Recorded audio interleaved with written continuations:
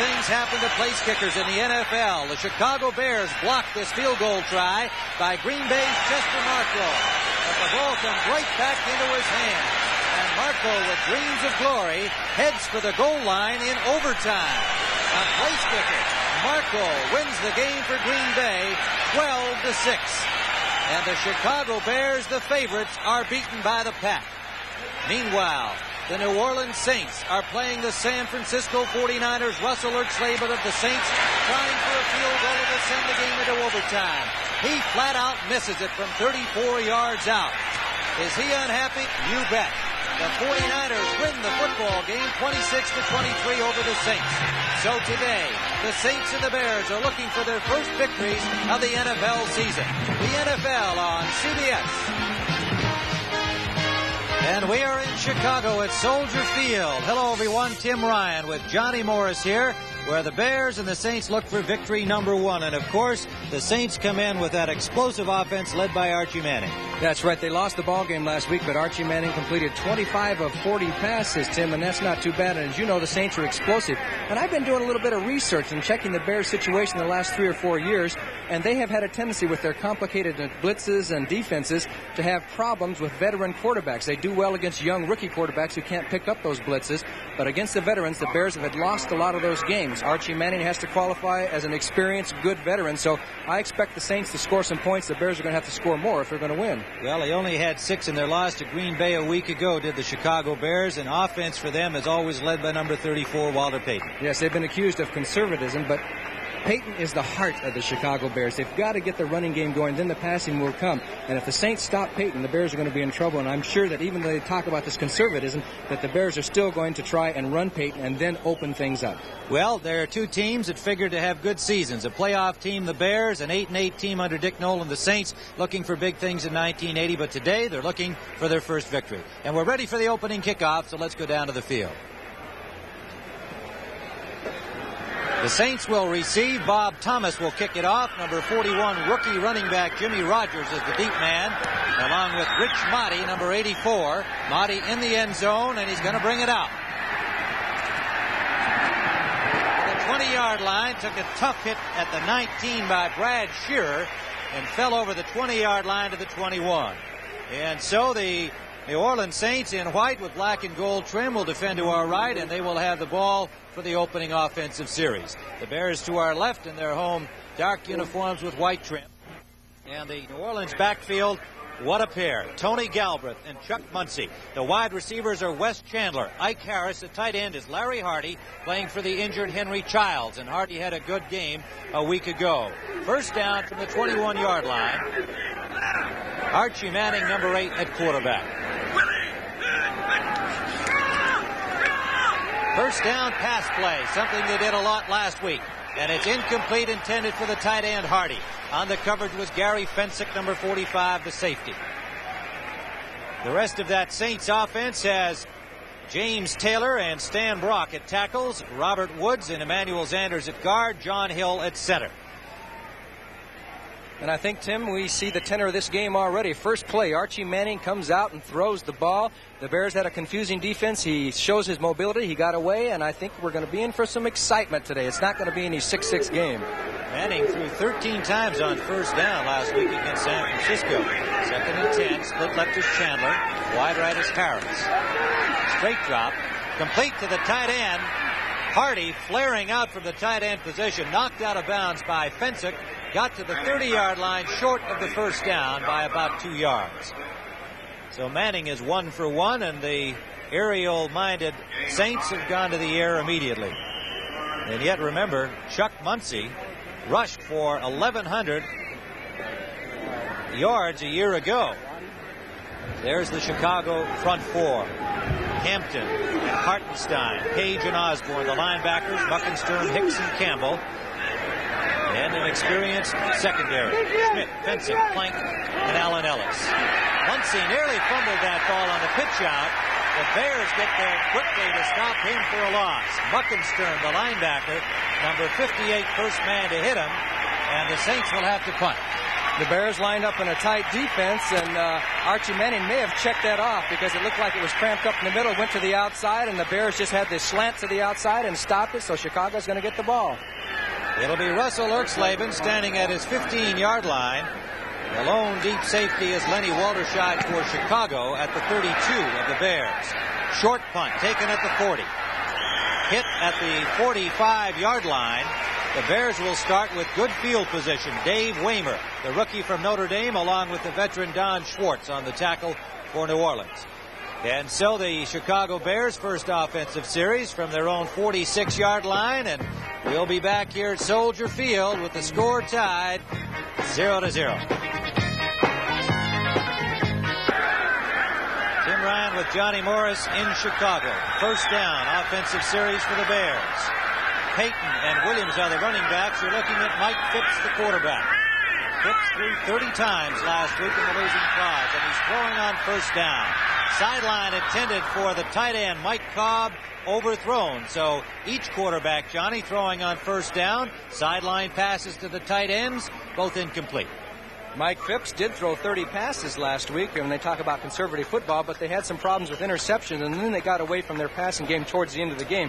As you look at the Chicago backfield, and here are the wide receivers. James Scott, tons of speed. Michael Cobb, the tight end. And there is the line that's been together for several years. All right. Baschnagel is split wide right. Payton and Williams in the pro set. Second down pass try. Complete. Walter Payton. Good catch out of the backfield. Gain of about 5 on the play. Over the midfield stripe. Knocked out of bounds by the linebacker. And you can see they brought both backs out. Took Payton out into the flat, hoping to get a one-on-one situation. Mathis brought him down. And that's a good situation anytime you can get Walter Payton with a linebacker covering one-on-one. But Mathis did a fine job. But we're seeing a definite tendency, a lot of passes early. Third down, 5 to go. Saints send in an extra defensive back, Dave Waymer, number 22. In this passing situation, wide right is Baschnagel. Left is James Scott.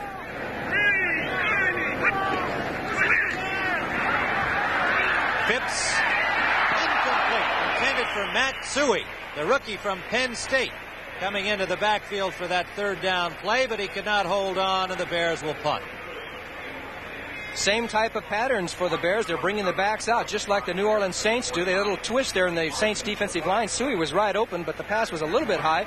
Almost a one-handed snare and almost an interception. The Bears threw every down that series. Rich Motti is back to receive the punt from Bob Parsons. Number 84, Rich Motti, picked up as a free agent, and he has been a valuable man on this team, and especially so today.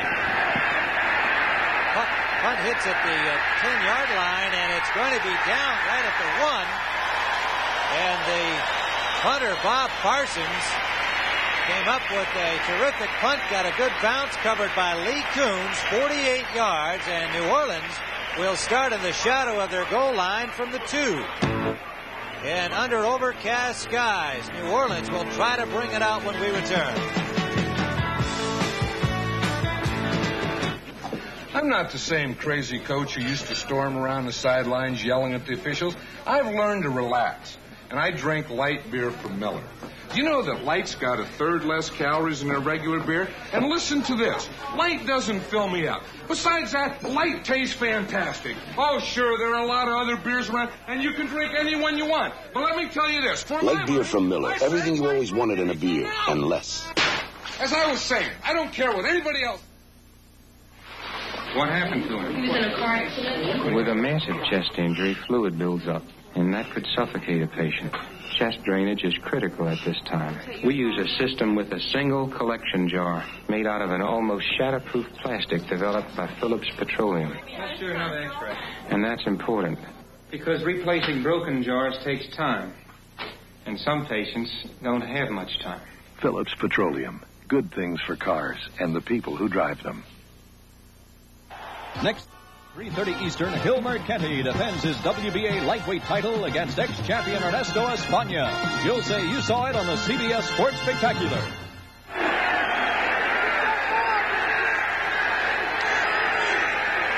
From the 2-yard line, Archie Manning brings the Saints out.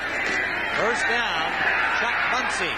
Off tackle, right side, picked up about 4. Pulled down by the safety, Gary Fensick, number 45. Chuck Muncie, last week, rushed for 57 yards against San Francisco and caught 5 passes. A year ago, 1,198 yards, the 5th best rusher in the NFC. It's not too often that a team will gain 400 yards on offense and lose a ball game. Saints fans got to be wondering about that. Coach Nolan was not too pleased, to say the least. Muncie again. Off the left tackle side. Got through Mike Hartenstein. Had the first pop at him. Good second effort. Knocked him forward. And he's still short of the first down. Hampton made the tackle. Dan Hampton from the left defensive end. Setting that Bears defense again. Dan Hampton and Mike Hartenstein. Osborne and Page are the tackles. Now the extra defensive back comes in. Walter Scheid along with rookie linebacker Otis Wilson from Louisville. In this passing situation, 3rd and 2. Will they pass? Muncie behind the line, and diving in was Osborne, and finishing him off was Alan Page. A big defensive play for the Bears. Let's take a look at number 68, Jim Osborne, as he found the gap and came through and took the dive right there and upset Muncie, and that allowed everybody else, Alan Page, number 82, to get in on it, and the Saints will have to punt. The Bears should end up with good field position. In the end zone, Russell Ertzleben, number 14. Good kick, excellent kick, over midfield. Bouncing and then takes a Bears bounce, is down by Schwartz at the 45-yard line of New Orleans. So indeed, Chicago will be starting with good field position, following the excellent punt by Parsons, which set back New Orleans to the 2-yard line. A 35-yard punt, as it turned out, from Ertzleben has Chicago in possession with the ball spotted at the 44-yard line of New Orleans. And so the Bears will go on the attack with 11:38 remaining, first period here at Soldier Field. This telecast is presented by authority of the National Football League, intended for the private use of our audience. Any rebroadcast or other use of the Bears in the National Football League is prohibited. Tim Ryan with Johnny Morris. First down, Bears at the Saints 44. Dave Williams hit behind the line of scrimmage. Penetrating well for the Saints was number 72, Mike Fultz, the 4-year man from Nebraska. Now you can see Fisher coming in to bring the play in. The Bears had a lot of problems with getting plays in on time last week, Tim. They were taking too much time. They're trying to cut down the length of the call of the play so that the quarterback, looks like they're having a problem there. But anyway, so the quarterback makes the calls from an original call. The 30-second clock is out. The 30-second clock is out, and so they couldn't count down whether the Bears were making it in time out of the huddle or not. Looks like it's been restored, so the officials took that time out to reorganize. I don't know if I made myself clear on that last explanation, but anyway, the man bringing in the play will give the abbreviated play, and the quarterback takes care of the rest of it. All right, our referee today is Bob McElwee. Bears shifting into the eye. Mike Phipps at the controls. The motion along the line, a flag is down. Peyton off tackle, did not get much. A yard at most.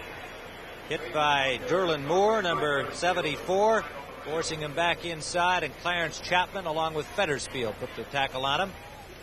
And it looked like Mike Fultz might have been, was it Moore or Fultz? Moore might have been the early man on the play for the Saints.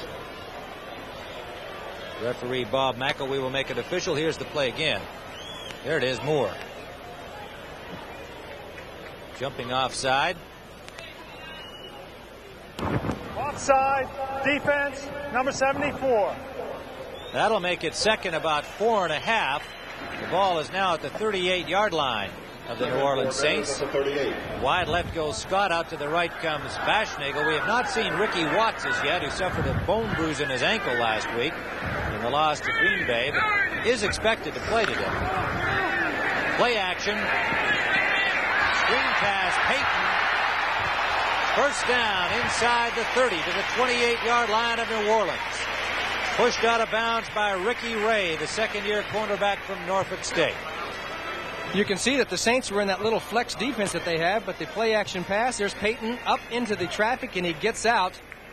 And there's a mistake. Anytime Payton gets up there into the flow, you got to keep your eye on him.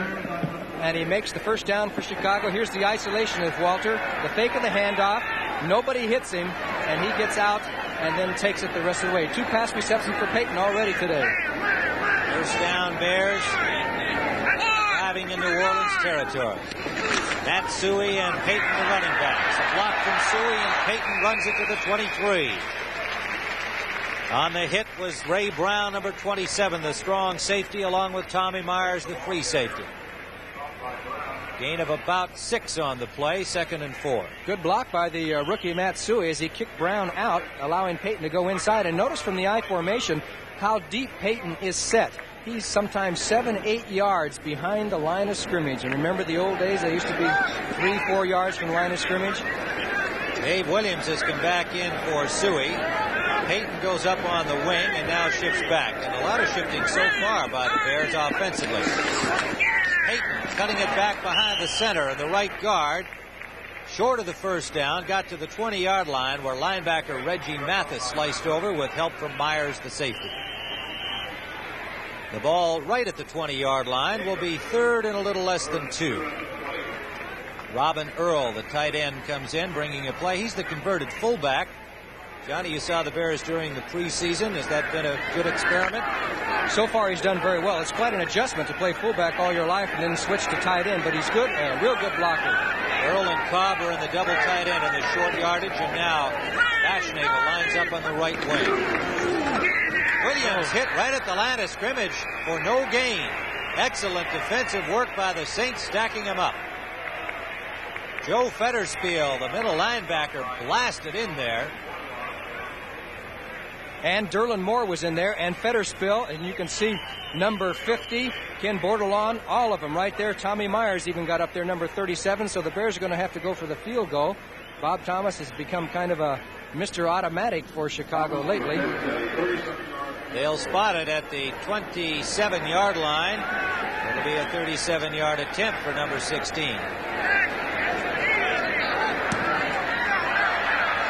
It is good. Bob Thomas, with a little wind assistance, knocks it cleanly through, and the Bears have opened the scoring. Here at Soldier Field, we have 8:37 remaining in the first period. The Bears 3 and the Saints nothing. Next Saturday at 5 p.m. Eastern, 1979 Derby and Preakness winner Spectacular Bid is slated to lead the pack of the 1980 Woodward Stakes. You'll say you saw it on CBS Sports.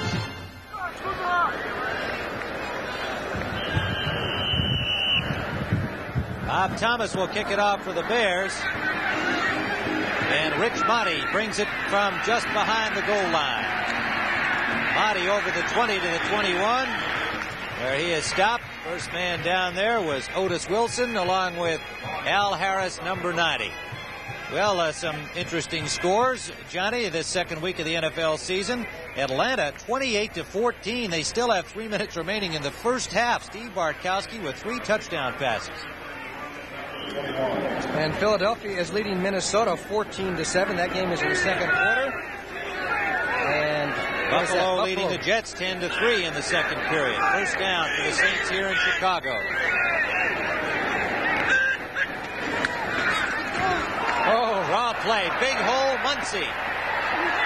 Still going out to the 38-yard line. Chuck Muncie, Allen Ellis, and Gary Campbell finally stop him. But what a beautiful play for the Saints. And watch Robert Woods, number 65, as he drops back and then picks up the middle linebacker right there. He hits Tom Hicks. That was the key block as Muncie carries that ball rather loosely, but he seems to tuck it away right at the time of impact. Pretty good running by Muncie, a good play. And he did tuck it away at the last moment, didn't he? First down for the Saints on a perfectly executed draw play. Manning brings them out. Split left is Chandler. Wide right is Ike Harris. Muncie and Galbraith, the running backs. Motion along that line, and it may be that the Saints drew the Bears over. The Saints were trying to call an audible If you noticed, Alan Page shifted over right in front of the center, and you saw Manning's head turn, and he was trying to check off the play, and everybody got a little bit confused, and that's where the Bear defenses sometimes can mess up a quarterback. There you saw the infraction. False start, number 79, offense. Emmanuel Zanders, the culprit. The referee, Bob McElwee. The rest of the officials, umpire Al Conway, head linesman Dave Hawk, line judge John Everett, back judge Ray Douglas, side judge Bob Rice. The field judge is at Merrifield today. And it is first down and 15. The Saints in white to our right. Ball at their own 34. And he complete, wide open. Chandler with a lot of running room gets the first down and into Bears territory at the 49. He was pulled down by Doug Plank, number 46, but Chandler, Johnny, was wide open. He certainly was. He waited for the back, Muncie, number 42, who has good speed. Now watch to the left there. He goes straight down the field, clears the zone, and Chandler comes in underneath. And when he gets his hands on the ball, watch out. Doug Plank there in on the tackle, but not before Chandler, who got the first down. And he had 7 passes for more than 50 yards last year. How about that? And 65 catches last year. He was a busy receiver. An 18-yard gain, first down. New Orleans at Chicago's 49. Play action. Chandler complete for another first down. Slicing into the middle on the coverage was Allen Ellis, the cornerback, and Plank coming up to help, but Chandler again open enough to catch it. Nice play action by Manning. He faked the run here, turns, and Chandler's up at the bottom of your screen, comes across the field, and there is Manning right in there. Another first down, and the great thing about Archie Manning is he hits everybody. Both wide receivers will catch a lot of balls today. The tight end, Hardy, caught 6 passes last week. The backs, I think Galbraith had 9 last year. First down, New Orleans driving. Draw play, Muncie, another big hole. Muncie may go inside the 15 to the 11-yard line. Terry Schmidt pulled him down from behind. And twice they've executed that draw play to perfection.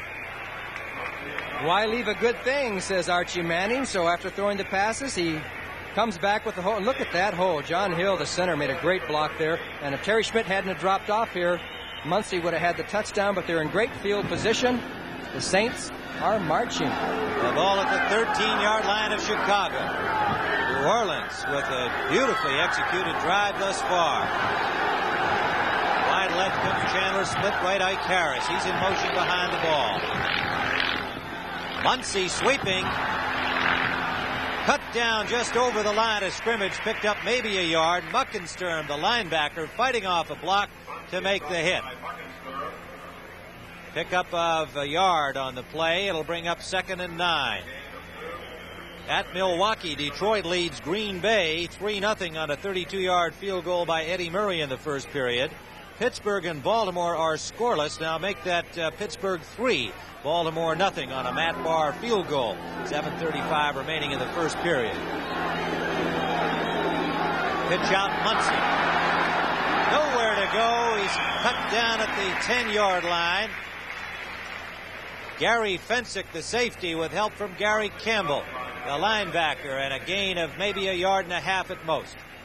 This is their first run to the left side. Number 54, Tom Hicks, was the key. He's the middle linebacker. He went down the line, avoided the blocks, and prevented the cut-up and made a good play for the defense. So now we have a key play, 3rd down and about 6. You know, Muncie's carried the ball 8 times already. And those 2 big gainers give him 51 yards. 6 defensive backs in on this passing play. 6 defensive backs for the Bears. Manning with a long count. Muncie sweeping right. And they come down again. Just inside the 10. Doug Plank, number 46, made the hit. Muncie, waiting for the blocking to materialize, hesitated a hair. When he turned it on, the Bears were there. Big defensive play by Chicago brings up 4th down. And Doug Plank will hit you, number 46. He's like a flying missile, and he came through all the interference and knocked it down, and now we'll see how the young man who had a rough week last week is. Russell Ertzleben will attempt the placement from the 17-yard line, make it the 16. It'll be a 26-yard try. Erxleben steady as she goes, and this game is tied up. And so an excellent drive by New Orleans finally stopped at the 10-yard line of the Bears, but they come up with the tying field goal with time winding down now in this first period of play. Fairly windy right now, Johnny, as the wind seems to have come up, and we are not seeing any blue skies yet. It was supposed to be a pleasant sunny day, but it's been overcast and getting more windy.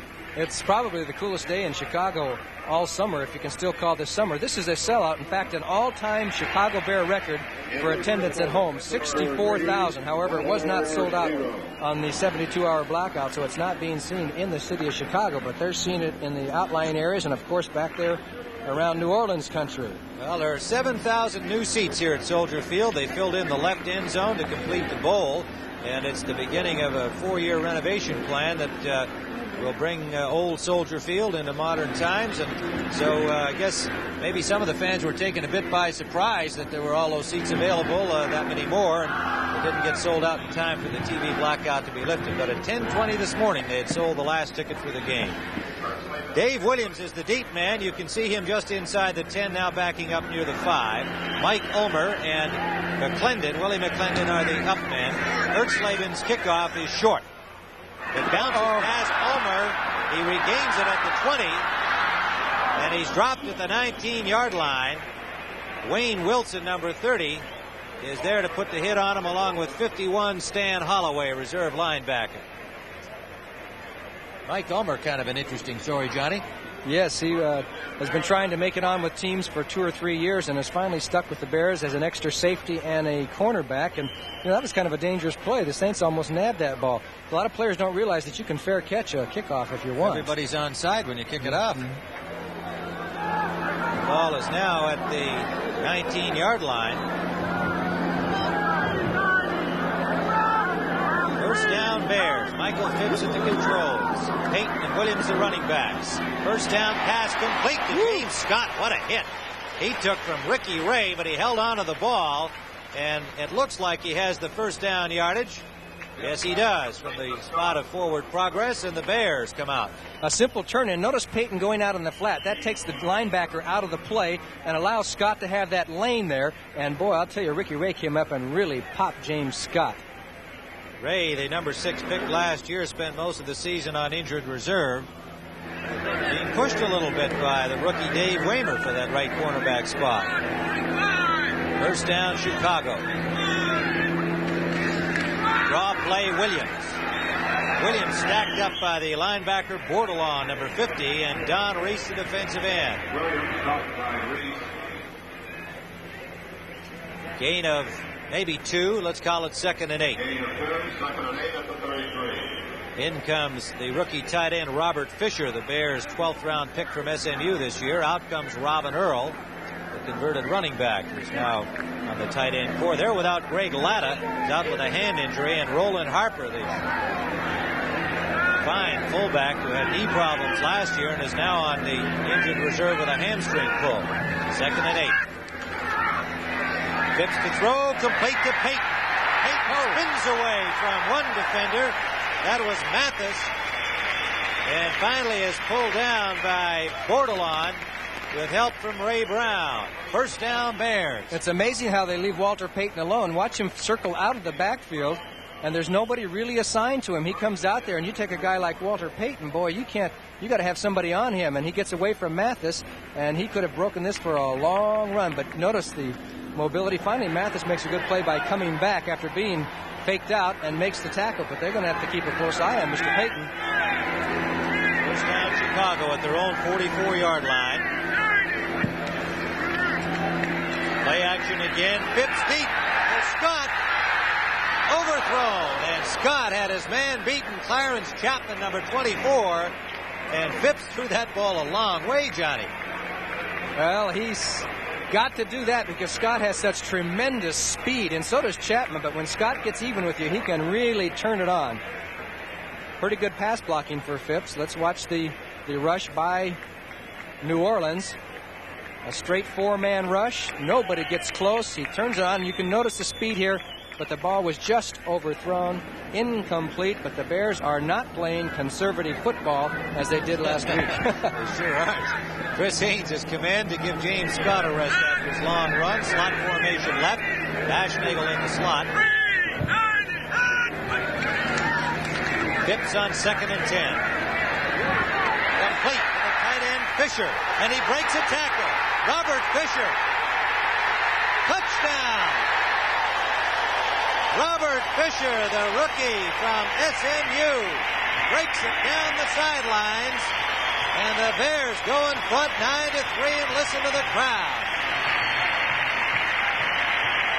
Young rookie, one of the last players drafted. In fact, the Bears' last draft choice, he hasn't played all that much, but he got a situation where the Bears set it up. They brought the backs out, and he was a man-for-man situation. Ray Brown had to make the tackle right here, and it was a key one. He hit him high, but he's a big man, 240 pounds almost, and he turned it on, and he moves. He's like Earl Campbell down that sidelines, isn't he? Robert Fisher, 56 yards for the score. The point after by Thomas. And with 41 seconds remaining in this first quarter, the Bears have exploded onto the scoreboard with a touchdown. And they go in front of the New Orleans Saints 10-3. Well, Robert Fisher, currently third on the three deeps behind, has been a starter, is on the injured reserve with a hand injury, but I'd say that young Mr. Fisher helped his cause sticking with his team with that big play. And more importantly for Chicago, they have had a tendency to ignore the tight ends over the years. A tight end caught a key pass for him. Archie Manning does not ignore the tight ends. Big man is Rich Motti, waiting the kickoff from Bob Thomas. The Bears going 80 yards in 5 plays.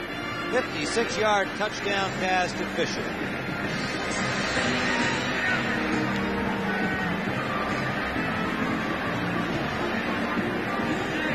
The up men for the Saints are Jimmy Rogers and Wayne Wilson. Rogers is the rookie running back.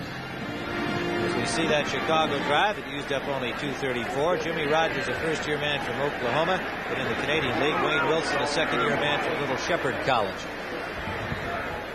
So Bob Thomas, who has a field goal and a point after to his credit so far, will kick it off. Motti brings it out behind the wedge. Cannot get to the 20-yard line. He was met there by Otis Wilson, the rookie linebacker, the Bears' #1 pick. And right behind him was Ron Rideout. So the Saints will try to move it again. Remember, they had an excellent drive the last time they had the ball. They came up with a field goal at the end of it when the Bears finally stopped them at the 10. I was talking to Coach Dick Nolan last night about the philosophy with Manning. He gets to call all his own plays with a little advice sometimes between series, whereas the Bears send every play in from the sidelines. I said, you ever thought about wigwagging plays into Archie Manning? He said, no, he knows as much about the game as I do. And he's such a smart quarterback and a mobile quarterback. We saw the time remaining first quarter. Saints first down. Galbraith straight ahead behind the left tackle, J.T. Taylor. Pulled his way for about 3 yards. Hartenstein, Page, a bunch of Bears were in on it. Campbell, a linebacker. Call it 2nd and 7 for New Orleans. Did you know the Saints scored more than 30 points 6 times last year? Well, you know, you can see they were a team on the rise. They finished with an 8-8 record a year ago, and that's what made the loss so disappointing for Saints fans last week, because when you come off a good, optimistic season, you think that you should get out to a good start the following year. But it is only one of 16 games, and that's the end of the first quarter. 10-3 Bears. American NFL on CBS. Today's game is sponsored by Light Beer, everything you always wanted in a beer and less. And by the American Motors, Concord, Spirit, and Eagle, built to last from American Motors. The man of the moment, Archie Manning, number 8, the veteran quarterback who engineered a drive for a field goal the last time the Saints had the ball. He has 2nd and 7 in Saints territory at the 22. Tim Ryan with Johnny Morris. As we see that halftime score, that's a lot of points up there. Atlanta, New England. High formation for the Saints. I believe the first time we've seen that look so far today. Play action. They flare it out to Chandler, who's hit immediately by Gary Campbell. Chandler juggled the ball, but I think had he even made the first sure-handed catch, he didn't have much room to maneuver over there. Campbell was very much on the play. There's Philadelphia leading Minnesota 14-7 at the half. And there, Buffalo 10, the Jets 3 at the half. So it is 3rd down and 9, as it was a loss of 2 on the good defensive play by Campbell. And 6 defensive backs are in the Bears backfield here on this passing situation for New Orleans. Out to the right is Harris, left is Chandler. Up the middle for the tight end, incomplete, but a flag is down. It was intended for Hardy. Fensick on the coverage.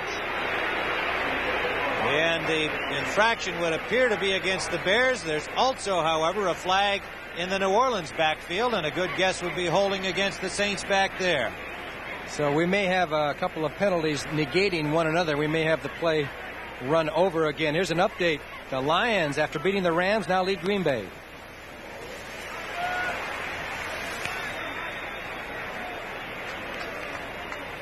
Well, if you're a good lip reader, you picked up on that.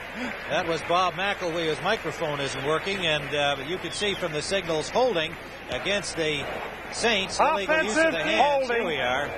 Defensive pass interference. Defensive holding. Offset. Replay the down. Okay, well, you get 2 against the Bears, 1 against the Saints, and you still come out all even. That's right. And, you know, last week they had over 200 penalties in the NFL. They've had a lot of them this year. Well, I think part of that is that in the early season, they've had only 4 preseason games to work out the kinks instead of the 60 where they used to. So the early season games seem to have more penalties in it. Manning straight back, up the middle, complete to Galbraith. Galbraith, away from Muckensturm, has the first down yardage, and the Saints bring it out smartly, under pressure, all the way to their 37-yard line. Sidearm Archie, they call him. The Bears haven't been blitzing all that much. They've got 4 men coming in. He has to kind of throw this sidearm, and there it is, right in the old, a little bit behind him, but Galbraith made a nice grab, and he carries that ball rather loosely, too. Well, he and Muncie have big hands. I guess that's the answer. He got 9 last week. As you mentioned earlier, he is their key receiver out of the backfield. First down, Saints on the move again. Harris in motion behind the ball. Play action, and Manning taking it the other way, upfield. Incomplete, intended for Harris. Terry Schmidt may have got a hand on that. We'll see if we can pick it up on the replay. Unbelievable play. You're going to see Alan Page, number 82, go right by Archie Manning. He doesn't know it. He thought he handed the ball off. There goes 82 right there. He says, where's the ball? And there comes Archie out, and they almost had a touchdown on this play, a broken play. If it had been just a little further, Harris might have had the touchdown. Actually, it hit him in the hands there. Maybe Schmidt might have deflected it slightly. Yeah, you can't really tell there. It was a little hard to say whether Schmidt got a hand on it or not. It might have just gone off Harris's hands. In any event, it is 2nd and 10, and there Archie's passing stats off to a good start. They trail on the scoreboard 10-3. Draw play. Muncie again, a big gainer. Muncie to the 43-yard line of the Bears. Allen Ellis, number 48. Gary Fensick, number 45, finally stop them. And they're killing them with that draw play, Johnny. They sure are. That's been the big play for them. Let's take a look at it. Let's watch Zanders and Hill right there in the middle, laying Robert Wood. They just clean him out, and then Muncie just makes an adjustment, dips to the outside. Pretty good tackle here by Ellis. You got Muncie coming at you full on, and Ellis made a nice tackle, and Gary Fensick helped out to bring him down. Chuck Muncie's got 70 yards rushing, and we've just begun the second period here. Getting a well-deserved rest. They bring Wayne Wilson in, number 30, to join Galbraith. First down, Galbraith. Bears penetration, and he gets nowhere, maybe a yard. Osborne dove in there to turn him upfield sooner than he wanted, and Alan Page made the tackle. A gain of half a yard, maybe a yard at the most. So we look at that Bears defense. Young Dan Hampton, the second-year man from Arkansas. What a rookie year he had. Mike Hartenstein, a 6-year man from Penn State. Alan Page begins his 14th season. acquired on waivers from Minnesota 2 years ago. He's found a home with the Bears. And Jim Osborne, the underrated 9-year man from Southern University. Harris in motion. Manning forced out. Upfield, complete to Harris, who was open. Coming back to help out his quarterback. Found lots of area. And the Saints have a first down at the 21 of Chicago. Fensick made the tackle. Archie Manning, he is something else. That's why a football game with New Orleans Saints is always exciting. The Bears put the rush on. There's 4 of them. Hampton got caught inside. Brock made a nice tackle, a nice block, I should say, and Manning is so mobile, he just came out and looked for the first man to be open, and it was Ike Harris. First down, Saints driving once more. They're at the 21 of Chicago. They trail 10-3. Boy, that was a good block by the rookie, Brock. He really took care of Hampton. Stan Brock, the #1 pick out of Colorado, became a starter right away. Draw play, Wilson. This time they get him. Page got a piece. The first penetration again by Osborne, who slowed him up for Mark Hartenstein and Alan Page, and he got really zipped. Might have lost a half a yard. In fact, they're going to mark a yard loss, so it'll be 2nd and 11. You run so many draws like that, there is a method to the madness, and that is that if you'd run a few of those, and especially if you're successful, those linemen, those Bear defensive linemen, are always going to take that little hesitation to look for the draw, and that affects their pass rush. Well, the Bears try to slow down the Saints again, who drove into the 10 and had to settle for the field goal on their last drive. Wilson continues in the backfield with Galvin.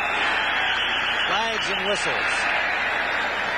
And they may have used up a little too much time. He probably was trying to audibilize up at the line there and didn't get the play off. He was trying to tell Ike Harris to come in motion. He was the left split end, and you may have noticed at the huddle, up behind the center, Manning was saying, come on. He waved his hand, and Harris was a little slow on picking it up, and it cost him that extra 2 or 3 seconds and a penalty. Well, this is a key penalty.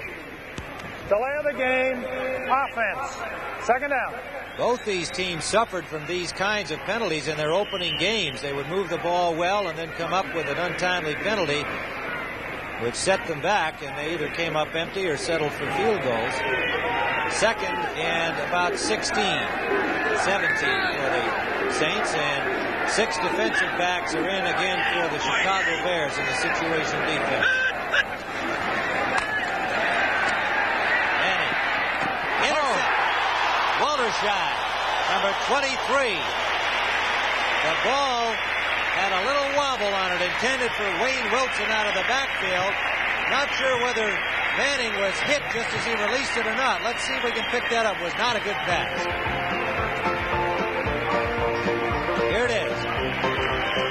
A little rush. In comes Walterscheid. The Bears have the ball.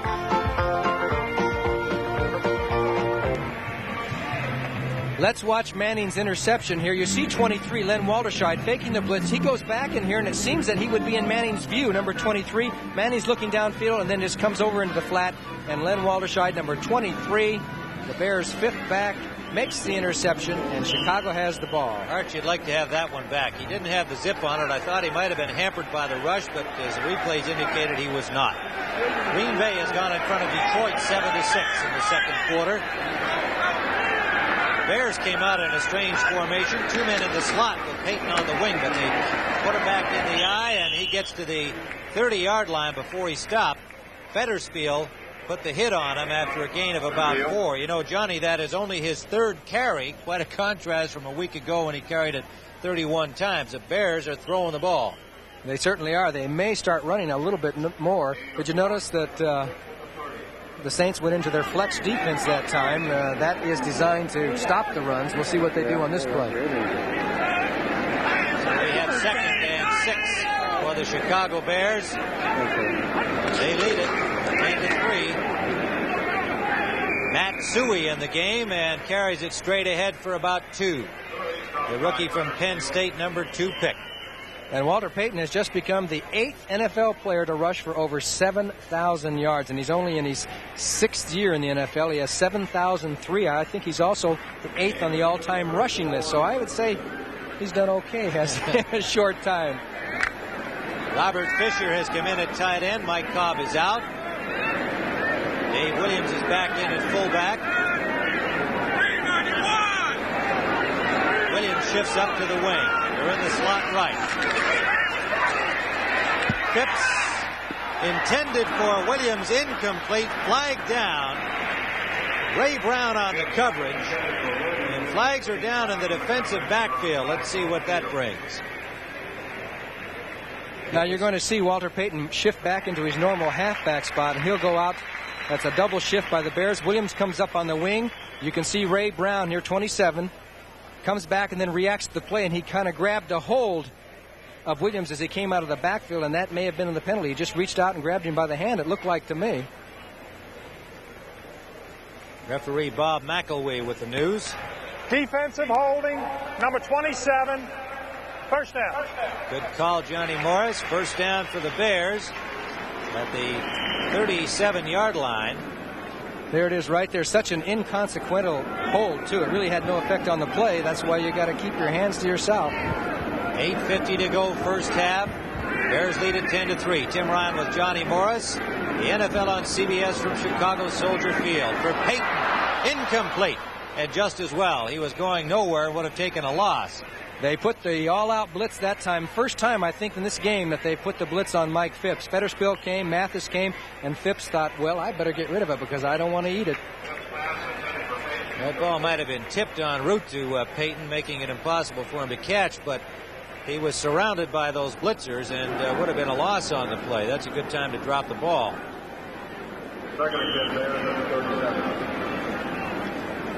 So it is second down and 10. Gray skies over Chicago. No precipitation as yet. Bears shift into the pro set. Bashmangle is left. Scott is right. Phipps. Scott to midfield. First down. Clarence Chapman, number 24, made the tackle, but the Bears are moving again. A simple down and in for James Scott. As the Bears sent both backs out, but five linemen blocked 4 defensive rushmen, and Scott came back towards the ball. And that was the key to that reception. Come back and get the ball when you got a lot of traffic around there. Fisher is out. Cobb is back in at the tight end right. Chicago I formation. Payton. Good defensive play by the blitzing safety, Tommy Myers. Turned him back upfield sooner than he wanted to go, and they closed him down with Reggie Mathis making the tackle after a gain of a yard, maybe 2. Watch Joe Fetterspill, number 58. He saw Payton go that way, and he came right there. And then they forced him back in with Tommy Myers, and there was Fetterspill and Mathis to make the tackle, but Payton did get back and actually got a yard, didn't he? Yes, he did. He got about a yard and a half. Ball is at the 49 of New Orleans. Wide to the right goes Bashmangle, 84. Split left is Scott, 89.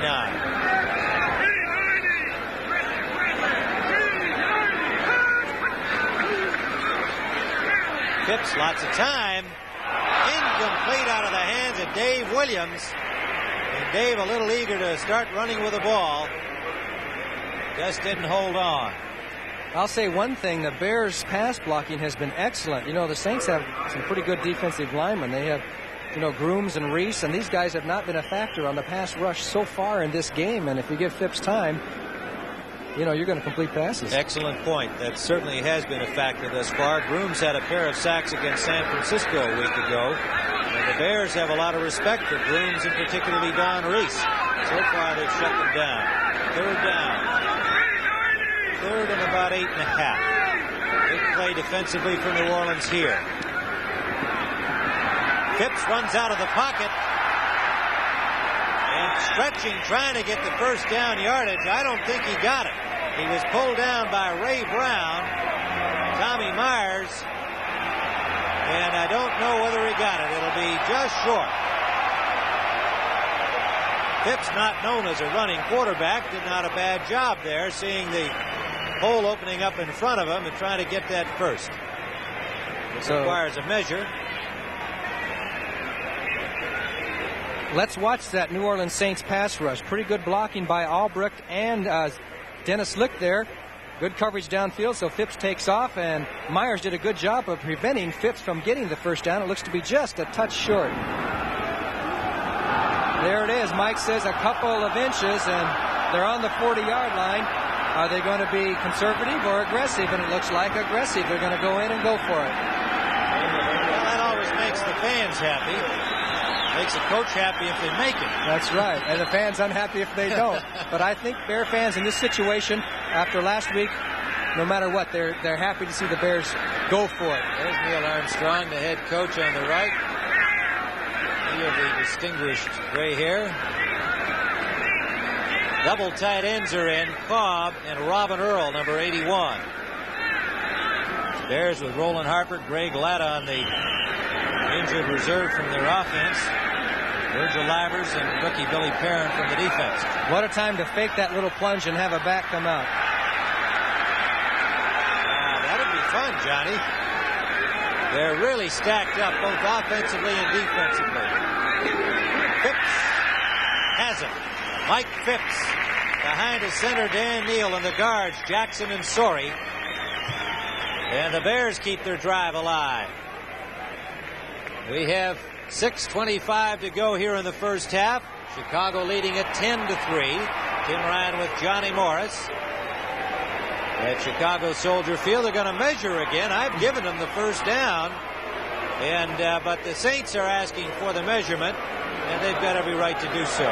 Meanwhile, baseball fans, after 4, Baltimore and Toronto are tied at 1. The Yankees in Boston, a rain delay has prevented that game from getting started yet. So that's a look at the American League pennant race for you. Doesn't tell you a whole lot. But Baltimore and the Blue Jays are 1-1 in the 4th. I see where the Packers took a 7-6 lead over Detroit. First down, Bears.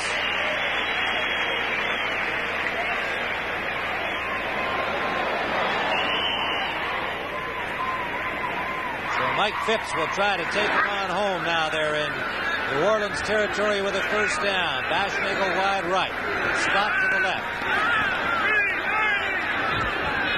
Matsui is in with Walter Payton.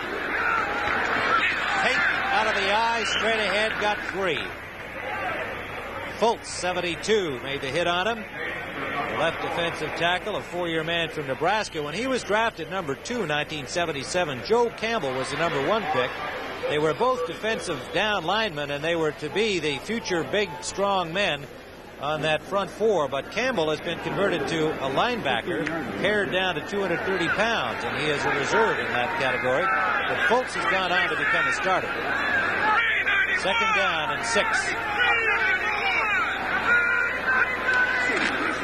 Payton cutting it back behind Dennis Lick and dives forward trying to get to the 30. For the first down marker, Clarence Chapman made the tackle, and I think they stopped him just short.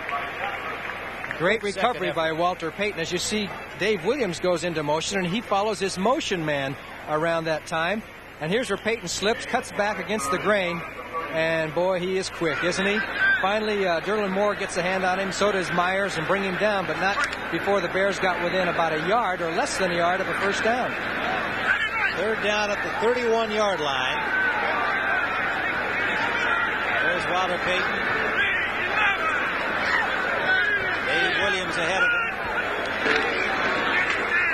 Payton stacked up by the middle of that Saints defensive unit. And it would appear he did not get to the first down yardage marker. Clarence Chapman and Joe Campbell, who we were just talking about, in there to make the initial hit. Well, the Bears are faced with the same decision they had a moment ago, and I think they'll probably go for it again because it's still quite a long field goal. So it goes to show you how you can miss it, though, with a half a yard to go. They didn't get it that time. Will they get it this time? Matsui brought the play in. They were trying to call a timeout. Well, it's got to be called by the captain on the field, and it was not done so. Phipps rolling. Phipps running. First down to the 23-yard line in New Orleans. Upset by number 27, Ray Brown, but not before he was there with a first down yardage. And that has to be a surprise play. Phipps rolling out and running himself behind Reeve Sori, number 69. Brown tips him up, but he gets the first down, Chicago. Let's watch 27. How does the defensive back react to that kind of a play? Here's number 69, 270 pounds here, a romping, stomping dynamite coming out. Phipps cuts up the field. Brown makes the tackle, but the Bears have a first down. Ball is at the 23-yard line of the New Orleans Saints. A time-consuming drive here by the Bears. 3:10 remaining first half. Payton bursting off tackle inside the 20 to the 19. Mike Fultz upsetting him with a one-handed tackle. A gain of about 6 for Walter Payton. They spot it just inside the 20. Robert Fisher and Dave Williams come in. Matt Suhey, Mike Cobb come out for Chicago. Substitution in the NFL these days is more and more like a Chinese fire drill. I've never known what a Chinese fire drill was. You know now. It's an expression that seems apt when you watch the way these coaches substitute, especially defensively. 2nd and 7. Right ahead, Dave Williams. He gets to about the 17-yard line where Reggie Mathis put the hit on him. Got a good block from Noah Jackson. I know one thing that's going through Dick Nolan's mind right now is that the Bears are controlling the ball a lot. They're keeping it away from his quarterback and from the offense of New Orleans, and that's going to hold the Saints scoring down if the Bears continue to do this. They've eaten up. There is Coach Dick Nolan of the New Orleans Saints, former Coach of the Year in 1970 when he led the San Francisco 49ers to the playoffs. And also a great player with the Giants. I remember one time I was playing against him. He rung my bell real good. I wasn't going to bring that up, but of course you're much younger, both of you. 3rd and 4. Split left is Bashnagel, right is Scott. Big play for both teams here. Phipps sideline, almost picked off by Clarence Chapman.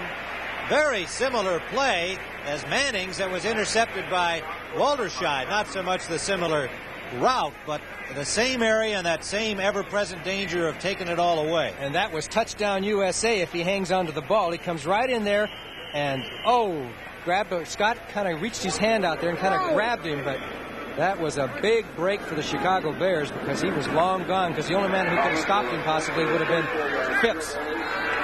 So it is 4th down, and the Saints force the Bears into a field goal try from the 24-yard line. Bob Thomas, he says it's good, and so do the officials.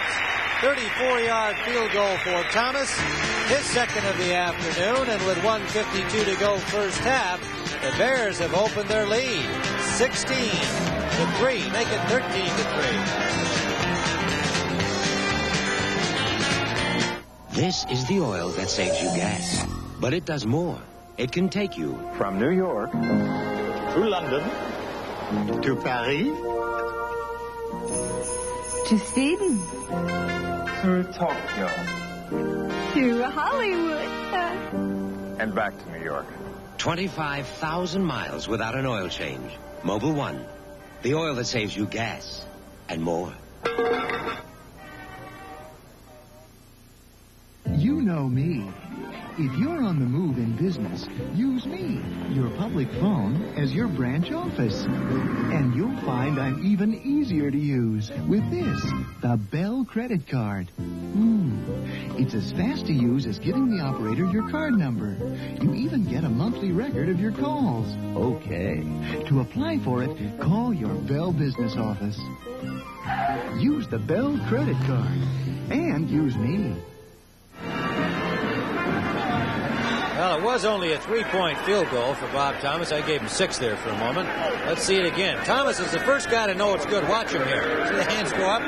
Is that his holder? That's Brian Bashnagel. Yeah. He's the official on that play. And here's Bob Thomas, who's become the most accurate field goal kicker in the history of the Chicago Bears.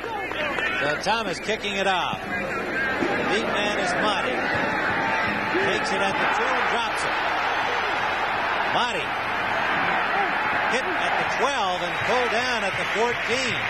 And the Bears have had excellent kickoff coverage. Motti has not been able to get past the 20 so far. And this time with the little jostling of the ball. He got only to the 13 or 14-yard line before he was swarmed under. Wentford Gaines made the hit. And look at this one. The Colts lead Pittsburgh 7-6 in the second period. Baltimore is going to be a very good football team this season if Burt Jones stays healthy. He is back.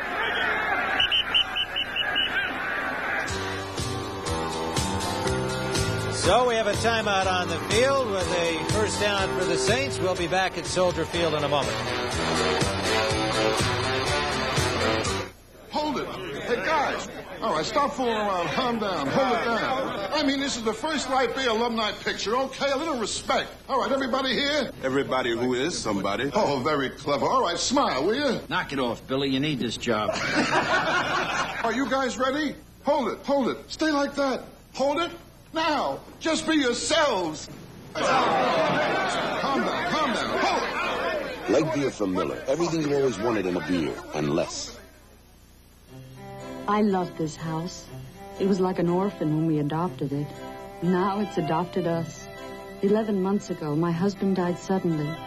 It was an awful shock, but it would have been so much worse if we'd had to move. Thank goodness we bought mortgage life insurance from Nationwide when we insured our home. Mortgage life insurance. It's part of Nationwide's blanket protection for your family. Nationwide is on your side. Next Saturday at 3:30 Eastern, Hilmer Kenty defends his WBA lightweight title against ex-champion Ernesto Espana. You'll say you saw it on the CBS Sports Spectacular. Tim Ryan and Johnny Morris back here at Soldier Field. There is the picture with 1:45 to go first half. Baltimore went ahead of Pittsburgh on an intercepted pass. Sanders Shiver intercepting Bradshaw, taking it 34 yards for the go-ahead touchdown. The Colts haven't done anything offensively thus far.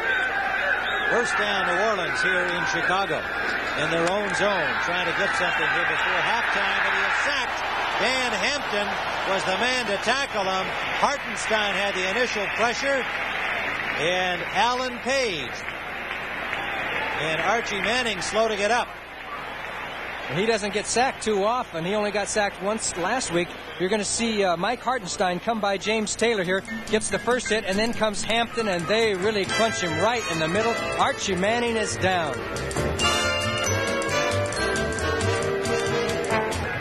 Archie Manning going to the sideline with assistance.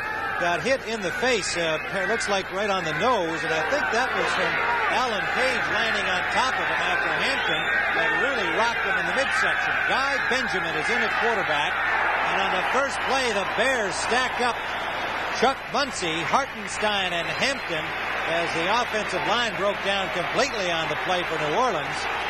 And it's another loss. Remember, with the sack yardage, they were 2nd and 17 back at their own 8. And now the ball is spotted at the 4-yard line of New Orleans. 1:23 to go. Guy Benjamin, you're saying? Yes.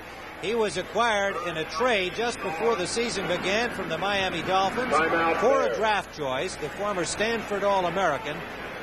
In his 3rd year as a pro in the NFL, has not had much playing time with Miami and none thus far with the New Orleans Saints, but pressed into service and now going over to talk things over with Dick Nolan on the sideline with a timeout on the field called by the Bears.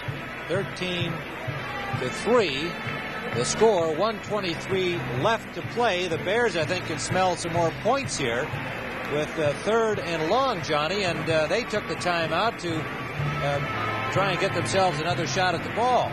What do you tell the young quarterback, 3rd and 20 back on your own 4-yard line? They're going to give him a play, but this will also affect the strategy of the game. I'm sure Dick Nolan will send in more plays with Benjamin than he would with Archie Manning. Another factor here, of course, the reason for Guy Benjamin was the injury to Bobby Scott, who's on injured reserve with a knee injury, the experienced backup to Archie Manning, who's had a fair amount of play over the years.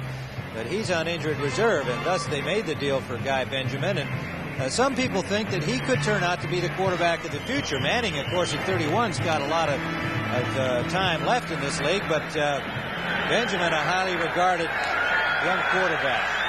The word on Manning is that he was popped on the nose, and it's sore, it's bleeding, but he plans to come back.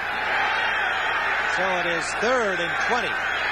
Benjamin out of the end zone, completes his first pass. On the coverage was Plank. It was caught by the tight end Larry Hardy, and Benjamin showed a little courage in the end zone, threw that strike perfectly. The Bears did not put a blitz on him because they had 20 yards to go in a first down. So here goes Benjamin back. He's in the end zone. He waits for Hardy to come down and out. But Doug Plank on the coverage. The pass was right on the button, and Plank knocked him out of bounds. But the Saints are still going to have to punt. Yes, they got about 10 on the play. It is fourth down. Now let's see if the Bears are coming here. Ertzleben in the end zone, and the rush was on. He got it away. Pretty good kick. Taken at the Bears 48 by Walderscheid. Gets into New Orleans territory where Brooks Williams, number 88, made the hit on him. And Walderscheid got to the 44 of New Orleans with 1:08 still on the clock. So Chicago smells another scoring opportunity with first down at the 44-yard line of New Orleans. A 40-yard kick by Ertzleben out of the end zone. Not a bad effort. Buffalo now in front of the Jets, 20-3 in the fourth period. Wide right goes Baschnagel. Wide left goes Scott. Bears lead it by 10, 13-3. Time winding down first half. Phipps has time. It's blocked neatly. Good defensive play by number 72, Mike Fultz, who batted that pass down. They were trying to hit Payton over the middle as he circled out of the backfield. And here comes Fultz right up the middle. And the pass really didn't have a real high trajectory because he just barely jumped off the ground and knocked it down. You saw Payton was open. 2nd and 10, Chicago. 1:04 on the clock. Philadelphia leading Minnesota 21-7. Eagles a good football team.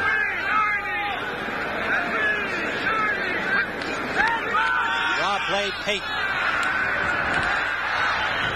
Payton on his own got away from Grooms and picked up about 6 yards.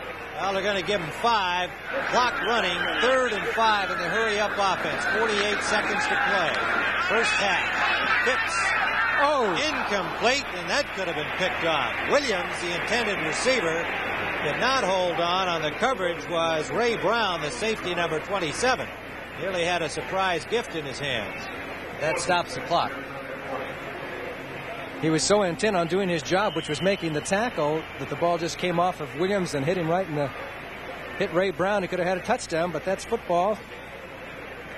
As you see, Bob Parsons coming on the field. The way they rushed that other play, it seems kind of funny. Parsons has been known to throw. Yeah, I'm wondering about this call a little bit here. Fourth down, you got to think maybe something's up, but they lead by 10. Maybe they're electing to play it safe. There's nobody back for the Saints, so maybe they don't believe he's going to kick it. He has an option to kick or throw. And he's kicked it, angled, out of bounds at the 12-yard line. And there are 36 seconds on the clock. So New Orleans will get last gasp attempt here before the end of the half. What do you think, Johnny? Well, I think the Bears rushed their third down play an awful lot. They still had a timeout left, and it seems like they could have taken their time a little bit, but they rushed that third down, and now then punted, and New Orleans has got the ball.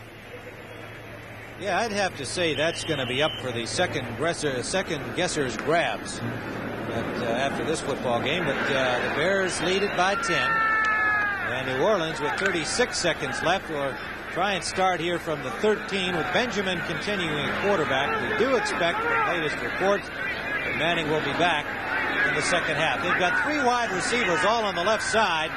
This could be your basic Hail Mary here, but they throw it up the middle, and it is incomplete. Intended for the wide receiver Chandler. Coverage on him by Terry Schmidt, and Chandler a little slow to get up, but it looks like he's all right. As you can see, the wide receivers at the top of your screen, they headed downfield like the old Hail Mary pass, as you said. But Chandler came across the field, and if he could have caught it in stride, he would have had a shot at it, but did not hang on to the ball, and Schmidt gave him a shot, and it looks like he has maybe got hit in the ribs a little bit. Pretty good coverage nonetheless by Schmidt. I don't think he was going to get too far. He was on the play there. They weren't going to be able to break him, but we have 30 seconds remaining. 10 for the Saints. Motion Wilson.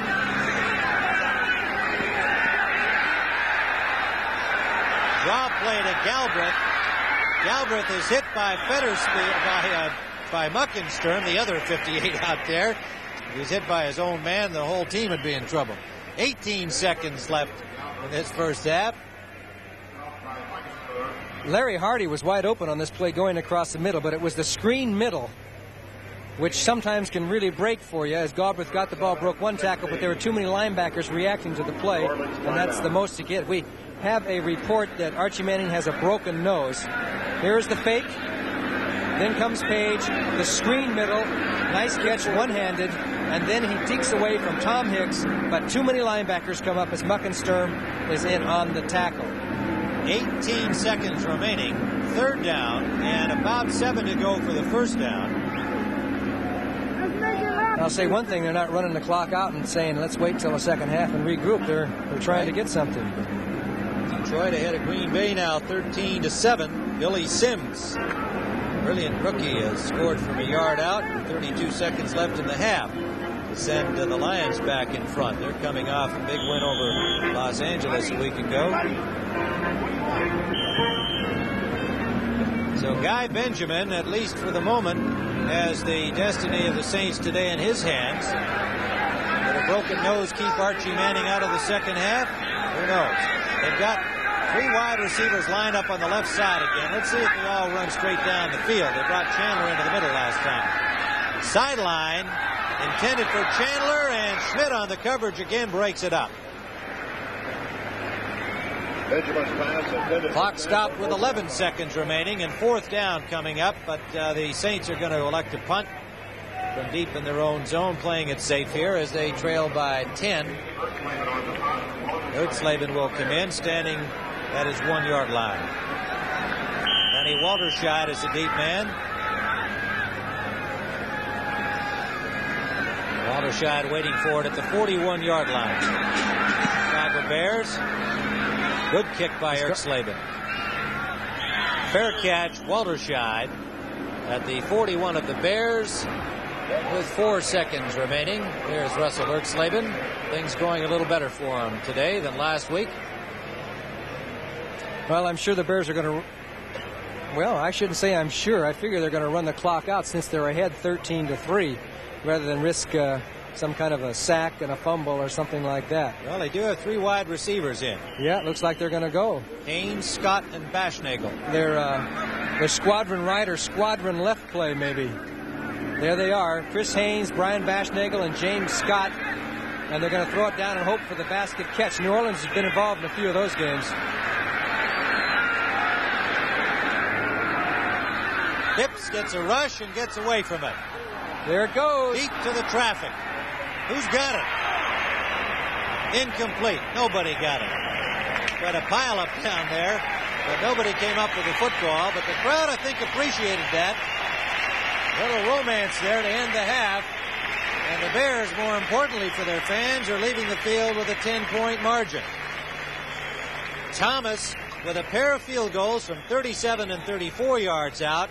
And the big play of the half, Phipps' 56-yard pass play to the rookie tight end Robert Fisher, the 12th round pick from SMU, took it at the sideline and went down the sideline for the score to make it 10-3 at that point. Thomas's second field goal opening up the 10-point margin. The only points for the Saints, Russell Ertzleben's 27-yard field goal back in the first period, and the vaunted New Orleans offense has had trouble against the Bears defense.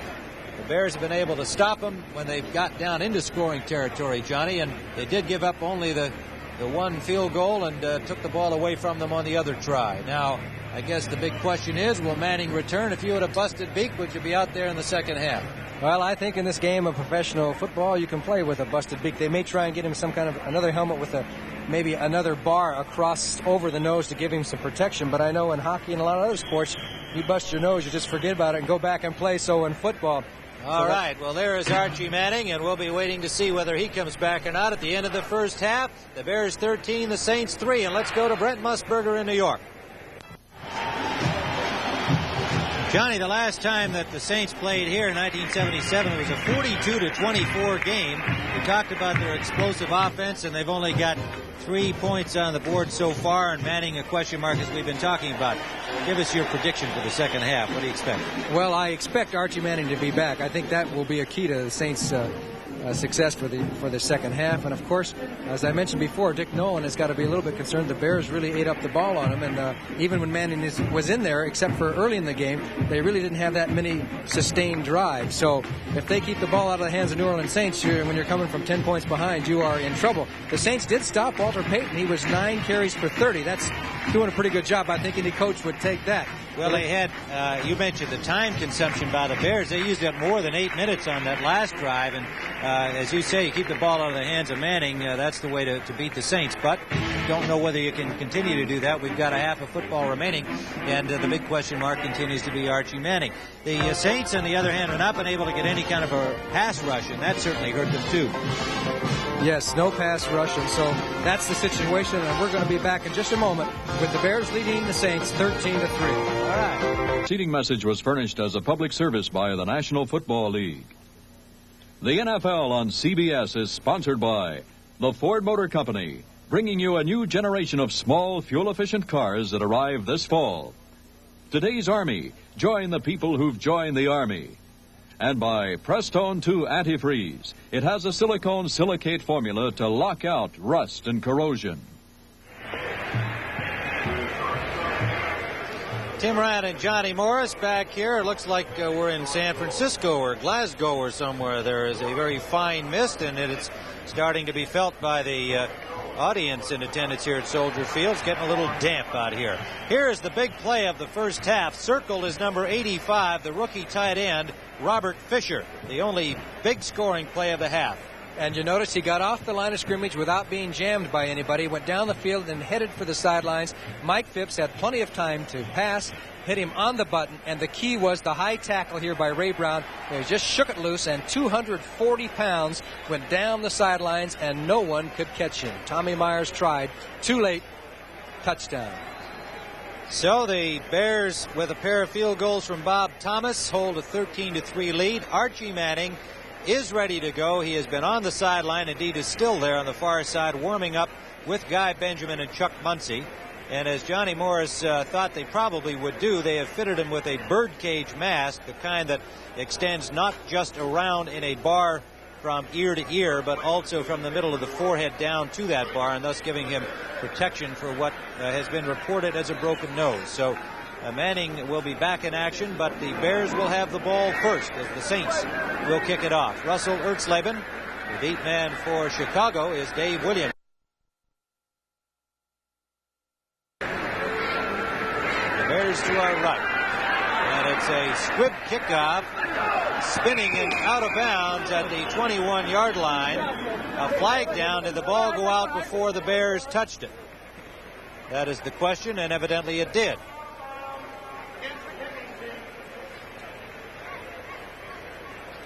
Which means that the Saints will kick again and move the ball back 5 yards. Well, Ertzleben, I guess on orders, not kicking that ball deep. Perhaps hoping for something good to happen with a difficult ball to handle. He is using a 2-inch tee. Last week apparently used a 3-inch, and when you use a 3-inch tee, you can get the ball up higher so you can get down on your coverage, whereas if you use the 2-inch tee, you get more distance. There's the bird cage that Archie Manning will wear. This can be a little bit distracting. I'll go into that in a moment. All right, here's the second kickoff from Ertzleben. Stepped into this one, and it's a good kick down to the 13-yard line. Williams has running room. Williams over the 40 to the 41.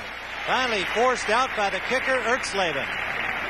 And so the Bears get good field position to start this second half, and they lead it by 10. A 27-yard return by Dave Williams. And the Bears have Payton and Williams to start off the second half, and there is Archie Manning, who is evidently ready to come in when the Saints get the ball. Baseball, go ahead. Excuse me, Tim. Sometimes when you haven't been using that kind of a mask and you have one that comes down vertically in front of you, it takes a while to get adjusted to having that that iron in front of your face, so he'll have to adjust to it. We'll work in the ball scores as we go along here. First down, Bears at their own 41. Phipps, number 15, the quarterback. Incomplete for Payton, who had 3 tries at getting that ball into the fingers and couldn't squeeze it. 2nd and 10. Fettersfield, the linebacker, on the coverage, and they have circled Payton out there several times in that pattern. Last week he caught 4 passes against Green Bay.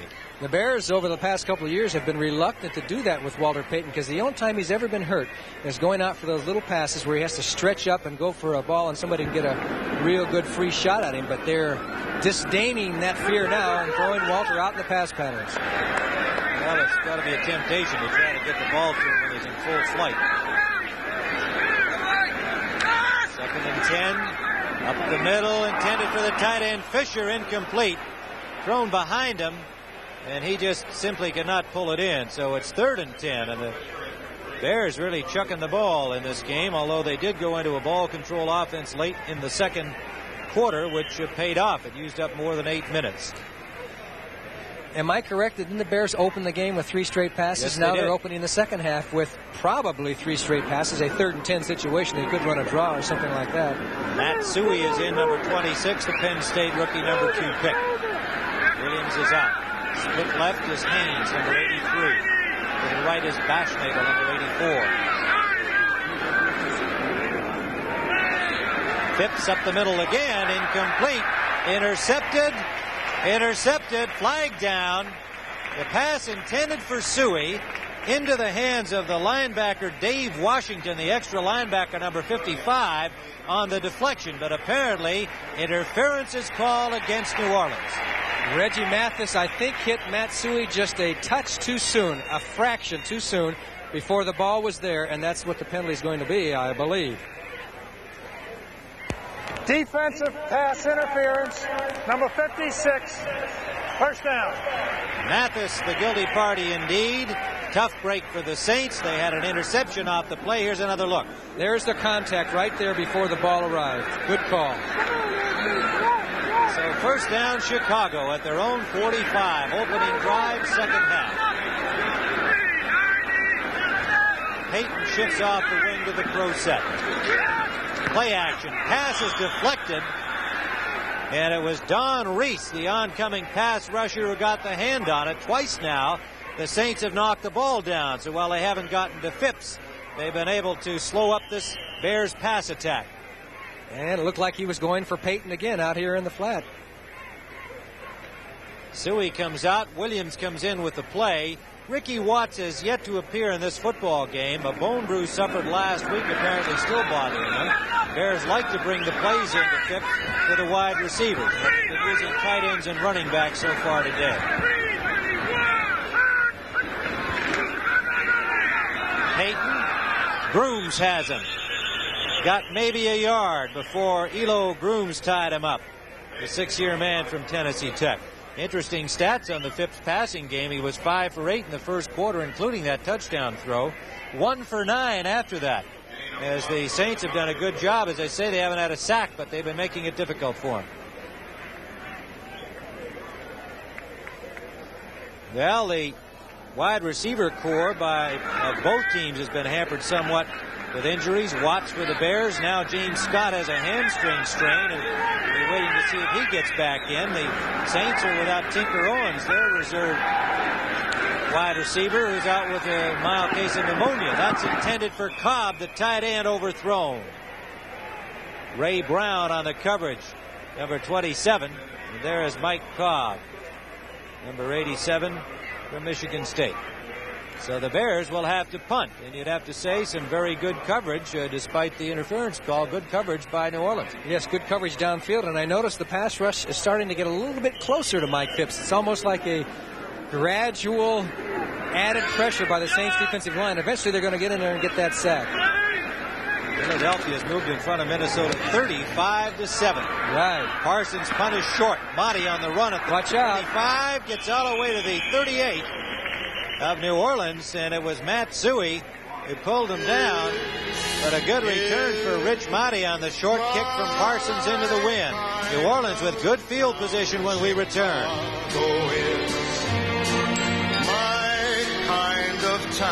Chicago. Tuesday night, it's the all-new Linda Carter special Encore. Merle Haggard and Tom Jones join Wonder Woman Linda for a dazzling hour of singing and dancing Tuesday night. Tim Ryan with Johnny Morris, 13:29 remaining third period. New Orleans first down after a 28-yard punt by Parsons, a 12-yard return by Rich Motti, and Archie Manning is out there with the birdcage face mask to protect the broken nose suffered late in the first half. Harris in motion. Play action, good fake. Manning deep sideline, the coverage is there, almost intercepted by Ellis. Intended for Wes Chandler, number 89. The pass a little underthrown, and the Bears had good deep coverage on the play. I think it may have been underthrown on purpose. As we watch Manning go back, now he's got a long way to throw, all the way back across the field. He throws it short, hoping that his receiver Chandler will come back into it, because a lot of times the receiver will spot it first, and it was short, and Ellis almost had an interception. Boston leads the Yankees 1-0 in the fourth inning. That game now underway. Toronto is in front of Baltimore, 2-1 in the top of the eighth inning. The National League pennant race scores in a moment. 2nd and 10, New Orleans. Lots of action along that line, but no offsides yet. Long count by Manning. Manning under pressure and complete to Harris. What a good catch, with tough coverage on him from Allen Ellis again. And Harris got the first down to the Bears 49. Great. I think he checked off this time. He saw the fake of the blitz, and he ran outside of the rush, and he had to throw off-balance sidearm, and he threw a nice pass to Harris, who took the hit and got the first down. Archie Manning is okay. National League pennant race scores. Philadelphia in front of St. Louis, 7-0. The Phils in the top of the fourth. The Dodgers lead Cincinnati 3-1 in the bottom of the fourth inning. We'll try to keep you up to date on the ball scores that are important in the pennant races. First down, Saints on the move in Bears territory. Galbraith off tackle left. Behind Zanders and Taylor got a couple. Stacked up by Muckensturm, Alan Page. Call it a gain of 2, 2nd and 8 for the New Orleans Saints. They have only 3 points on the scoreboard. There are Manning's stats that they have produced, but the field goal by Russell Ertzleben. In the fourth quarter, Atlanta leading New England 37-21. Not exactly a defensive struggle there. Manning sideline complete to Harris, who plucks that out of the air with a fingertip grab. Fensick on the coverage. First down, New Orleans to the 35. Let's take a look at the Bears' defensive alignment on this particular play. You can see Ellis up at the top of your screen. You see Plank going back for the deep coverage, and there is Schmidt on a one-on-one with the short man in front. But the pass was really nicely thrown to the outside, and Ike Harris showed good hands there. That was what you call a hand catch, and those sometimes are the most difficult. He had to reach way out in front of his body. Manning is 8 for 12 and 101 yards. The Saints are driving again. Oh, Muncie, big hole up the middle, first down. Fensick pulled him down, along with Gary Campbell. And up the middle, not on the draw this time, just a quick opener, but again, Muncie's been successful inside. And he followed Galbraith right up the middle, and both of them could have run, but Galbraith peeled off and knocked Hicks out of the way. And then, finally, number 59, Gary Campbell, in on the tackle, along with Gary Fensick. Muncie now has 79 yards rushing for the Saints. First down, New Orleans driving. At the 24 of Chicago, out of the eye, they give to Galbraith, the lead back, got only a couple. The Bears shut it down. Page with an ankle tackle. Muckensturm got the rest of them. Pickup of 2, 2nd and 8. Chicago Bear defense was 6th in the NFL last year, and they have really changed their tune for this game. The Bears blitz all the time, all kinds of safety blitzes, linebackers. They have done very little of that, and that shows the respect they have for Archie Manning. They know that he has the abilities to pick those things up and take advantage of the weaknesses. 2 linebackers out, 2 defensive backs in, 2nd and long. Bears read pass, and they get it. Complete, however, to Galbraith into the backfield, short of the first down, but he's moved it to the 15. It'll bring up 3rd and 2. Doug Plank on the tackle against Galbraith. Boy, he was a workhorse last week, wasn't he? Sure was. 9 passes, boy. That's a lot of balls in one day. Carried the ball 9 times for 30 yards, rushing as well. There's that score we gave you moments ago, and that is a scoring festival. Look at that. Philadelphia hammering the Vikings. The Bears crowd loves the sound of that score. The Vikings in their Central Division. 3rd and actually about 3. Big play here. Both teams. Saints have been driving. Pitch to Muncie, dropped the ball, and Manning recovers. And it is going to be no gain on the play. You know what interests me about that, Johnny? I'd like your opinion. Appeared to me from our angle, the ball was thrown forward, even though it was a lateral pass, a little shovel pass. It looked like it was thrown forward. Should this be an incomplete pass? Yes, now look at there. Galbraith would have had big yards. Watch. Well, it was parallel, but if it had been forward, it would have been a pass. Looked like it was slightly forward from our angle, but anyway, the officials didn't see it that way. It was a fumble, recovered by Manning. 4th down. Field goal try. Ertzleben, no good. From the 25, it was a 35-yard try, but a flag was down, I believe, on the play. Yes, flag down. It's against the Saints. Bears will decline, and Russell Ertzleben has missed from the 35-yard try. And the Saints, after another good drive, come up empty. And that has been the pattern in this football game as the Bears continue to lead 13-3.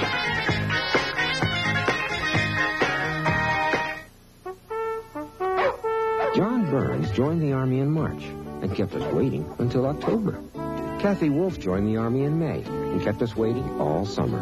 If you're a high school graduate or about to be, you can join the Army now and take up to 12 months to report for duty. That way, if you qualify, we can guarantee you the skill training that makes you happiest. And we think a happy soldier is worth waiting for. This is the Army, a chance to serve your country as you serve yourself. Call this number toll-free. Using this surgical fiber optic camera lens, Prestone Labs is going to show you what weak, neglected antifreeze can do to your radiator after only 9,000 miles. Look at these passages. Rust, corrosion. Continued neglect could clog them and overheat this radiator. Before this happens to you, put in Prestone 2. Prestone has a patented silicone silicate formula that forms a tough protective barrier to lock out rust and corrosion. Prestone 2 and Prestone Super Flush. No wonder we're #1. Next Saturday at 3:30 Eastern, Hilmer Kenty defends his WBA lightweight title against ex-champion Ernesto Espana. You'll say you saw it on the CBS Sports Spectacular. We're back at Chicago Soldier Field. Here's that field goal try by Ertzleben. And he is just wide to the right, so problems continue for the young kicker. And I wonder what a guy like Garo Yepremian says right now. Well, Garo was pretty forthright the other night, saying he was a little unhappy that he got cut by New Orleans. But he got a shot with Tampa Bay. Slot formation left on 1st down following the missed field goal try. The Bears have the ball. Walter Payton has some room. Walter Payton, Clarence Chapman, the only chance to stop him. And he does. Clarence Chapman made an outstanding play where Payton had 6. Daschnagel tried to get in front of Chapman to block him, but Chapman fought him off and got a hand on Payton. Big run by Payton. 61 yards. Let's watch it off the I formation, up the middle. Good blocking by the Bear interior line there. Everybody blocked well. And then Payton turned it on here. But this is the one area where sometimes somebody can catch him. Once he gets out there, you have to remember that a running back a lot of times expends a lot of energy to get through a hole. And when he's run down, it doesn't mean that he's that much slower than another back. But a good save by Chapman. 1st down, Chicago at the 19 of New Orleans. And the Saints, who failed on the field goal, get stung on the big play. But they've wrapped up Matsui for a loss. Short of the line of scrimmage, he'll lose about a yard, maybe 2. Fetterspiel and Don Reese with a good defensive work here. Here's good angle of it. Noah Jackson throws an excellent block. Reeve Sori came across. Michael Cobb sealed out Grooms, and then Payton took off for the races. It appeared that he was going to have a touchdown, but those cornerbacks for New Orleans are very, very fast. Loss of nearly 3 against Matsui. Second and close to 13. Bashnagle right. Chris Haynes left. James Scott has not been back in for the Bears. Phipps. Payton dropped the ball right in his hands coming out of the backfield on the coverage. Reggie Mathis.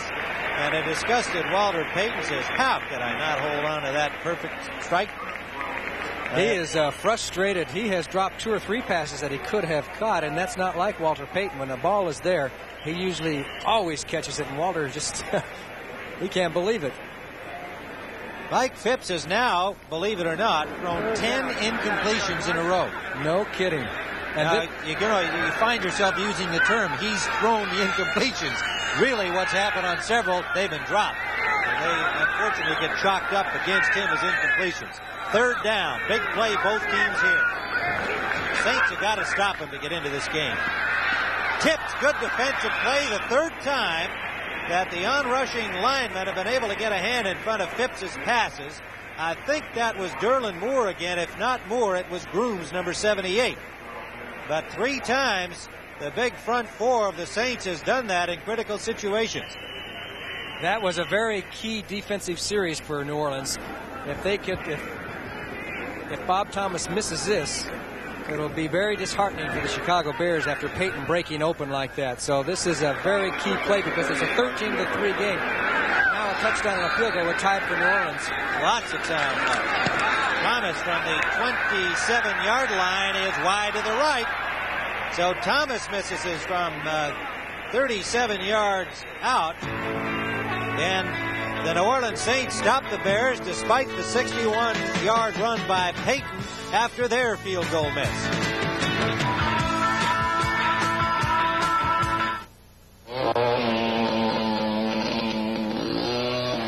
Now comes Miller time. The flag is dropped, the race is a memory. And now you're coasting into the best tasting beer you can find. Miller High Life, America's quality beer since 1855. If you've got the time, if you've got the time, we've got the beer. If you've got the time. No matter where you're going, you can get a low airfare if you know who to call. No matter when you're going, you can get a low airfare if you know who to call. And no matter why you're going, you can get a low airfare if you know who to call. We're American Airlines.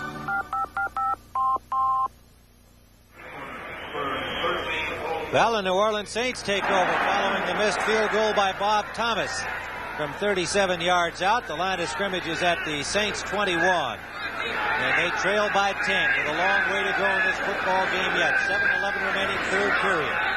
Play action. Manning under pressure just chucks it away. And I tell you, there's nobody near it. There is not an eligible receiver near anybody. The Bears want a grounding call, but they're not getting it. Fensick protesting, Hampton protesting. Let's take a look. See how the officials did on this play. It was a fake screen right. Looks like he couldn't get it off, and the receiver didn't get out there, and there wasn't anybody there. The Bears have a kind of a legitimate complaint, but it goes for naught. No penalty. 2nd and 10. High formation. Hit right Chandler, left Harris. Manning has time. Up the middle, complete. Oh, what a hit. What a collision. Doug Plank and Larry Hardy, the big tight end, the 3-year man from Jackson State. Good pass play from Manning to Hardy, and a pop from Plank. What touch by Archie Manning. He threw this sidearm, and he hit Hardy right in stride, and it was beautiful. And here comes Doug Plank. You come across the middle against the Bears, this is what's going to happen. If you want to see a collision, boy. Plank was going for that football. He landed right on the ball. And here's the sidearm. Watch this. This is beautiful. He just kind of throws it out there, leads him across the field. It was perfect. We're back live, first down from the 40-yard line of the Saints. it's going to hurt. And, some guys would be a little shy about that. Look, notice how it's swelled up. These surging Detroit Lions leading Green Bay 19-7. 2nd and 9 here, Saints. He flips one again to the sideline, and it's incomplete, intended for Chandler. Chandler thought he was interfered with by Ellis. Officials saw it otherwise. Look at this. The Colts in front of Baltimore 14-13 in the 3rd period. Burt Jones has a touchdown pass in that game. Muncie has now carried 13 times for 80 yards, and his counterpart Peyton 11 times for 92. And Archie Manning threw that up again for Chandler, hoping that the offensive receiver, his man, would spot the ball first and then come back and make the catch, and he almost did, but good coverage by Ellis. Ellis has had an excellent game defensively today for the Chicago Bears. 3rd down. Saints trying to keep it moving. Out of the backfield, Galbraith, and good coverage by Chicago there. No gain at all. Linebacker Jerry Muckensturm, number 58, doing his job, picking up the running back. And the Saints will have to punt. The Bears really put the rush on Archie Manning that time and made him forced to throw in a hurry, and Chicago gets the ball back. Erxleben standing at the Saints 30. Walterscheid at the Bears 15. Waiting for punt. Good kick. From the 13. Walterscheid, not a bad return, gets out to the 24, and a little cuffing around down there. Doug Blank. Jim Kovach, I think. Kovach. Yeah, they exchanged a few words and a couple of shots, but no harm done. The thing is, he was the second man, and he got caught. If Doug Plank did something to begin with, they didn't detect that, and they detected Kovach, and it's going to be a problem for New Orleans because it's against the Saints. Well, I didn't see the initial contact, but the penalty is going to go against New Orleans, and it makes that return all the way out to the 39. Personal foul, unnecessary roughness, number 52, first down. Jim Kovach, the reserve linebacker. Johnny spotted him taking a swipe at Blank, but who knows what happened prior to that. Right, but if he was going to take a swipe, he should wait till the next play or something, not when everybody's watching. Great job. There it is. All right, we're back live. It's first down, Chicago.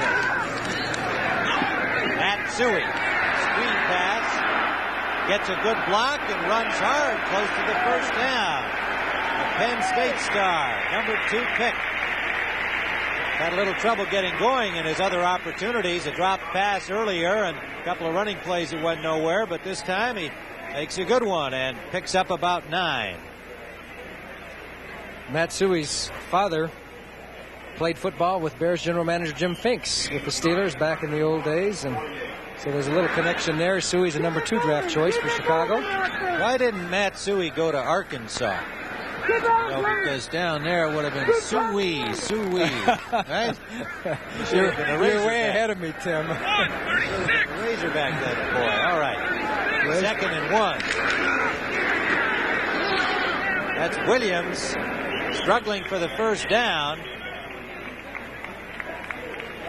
And it's going to be close. Make it Suey. Suey, not Williams. And Grooms on the stop, but unable to prevent the first down. So on 2 plays, Matsui gained 10 yards and a Bears first down. And he comes out. Williams is back in. The ball at midfield. Chris Haynes and Bashnickle are the wide receivers. James Scott has not returned since suffering a hamstring strain. The Bears are already without Ricky Watts, who's bothered with a bruised ankle. Peyton goes out as a receiver on this play, and it's incomplete. How about that? They lined Walter Payton out as a wide receiver and ran an out pattern that was not on the mark, but the Bears have not done that with Walter this year. Mike Phipps' numbers are not impressive today. Actually, his yardage isn't bad, but it's a couple of long passes that have given him those numbers. 7 for 23, and as we have commented, he has had several drops, but it's been a little difficult for him. 3 blocked passes counting in there as the Saints deflected away 3 tries. Slot formation. Whoa! There's one of the few blitzes by the New Orleans Saints, and they did it at the right time, didn't they? Look, there's Myers, the safety, in on the tackle behind the line of scrimmage. That's what you call timing your blitz at the right moment. We'll take another look at it and see how they did it. As you're going to see, number 37, Fetterspill was there too. Let's watch Tommy Myers. Okay, here he comes. Time 1, 2, 3. Boom, the ball is snapped. Couldn't have been timed better. Walter Payton had no chance. Good defense. Loss of 2 on the play. 3rd and 12. Saints toughening up here in this second half. 2:28 to go, 3rd period.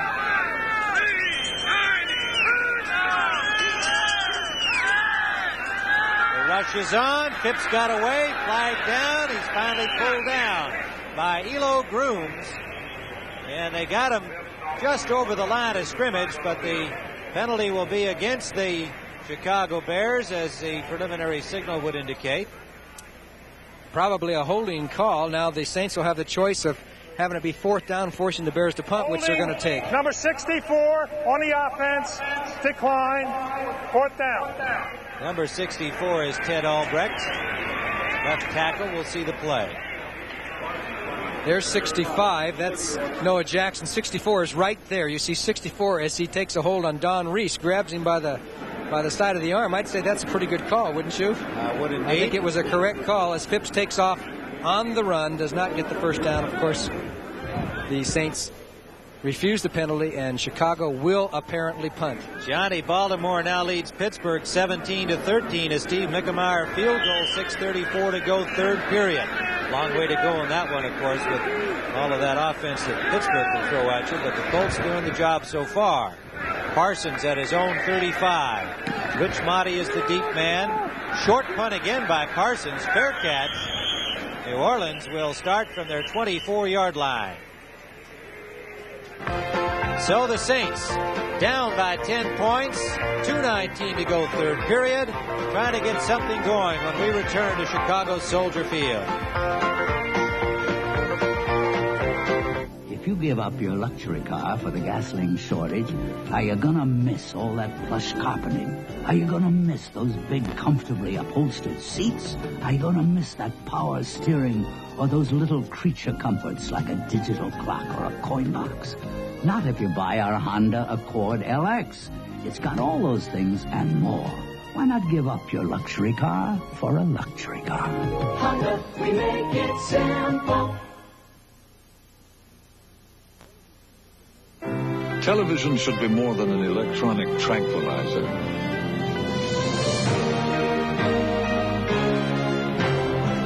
At its best as an art form, television should touch you, involve you, move you. The arts of television. Experience it at its best on the one television that is itself a work of art. The Emmy Award-winning Sony Trinitron. Sony, the one and only. Monday night, don't miss Chevy Chase, Goldie Hawn, and Dudley Moore in an uproarious comedy, Foul Play. Monday night at 8, 7 Central and Mountain, followed by a special showing of MASH. First down, New Orleans, from their own 23-yard line. At that kind of a time of game that you feel like the team better get it going here, or their psychological morale is not going to be the best if they cannot get themselves into the game. This is an important drive. The rush is on Manning, and Hampton has him down to the 5-yard line. So the Bears fired up defensively, dropped Archie Manning all the way back to the 5, and you talk about trying to get something going, that doesn't help the cause much. I think they might have been trying to set up a short screen. They let the lineman through, and here comes Hampton, and Manning this time could not get out of it as Hampton went by Stan Brock. You see Brock here 67, but it looked like they might have been trying to set up a screen on that play. If not, it was a real terrible block. Loss of 18 yards, Johnny. And really a difficult situation for New Orleans now. Instead of having only reasonable field position to start with, they've got terrible field position. From the end zone, sack. And a safety, Alan Page, blowing through the right side. And this fired-up Bears defense has just picked up 2 points for the offense. Alan Page, number 82. Watch him right there in the middle of that line. He comes across, beats Emmanuel Zanders, number 79, and is there as Manning had no chance. What great speed he has for a defensive lineman. You're going to take another look at it.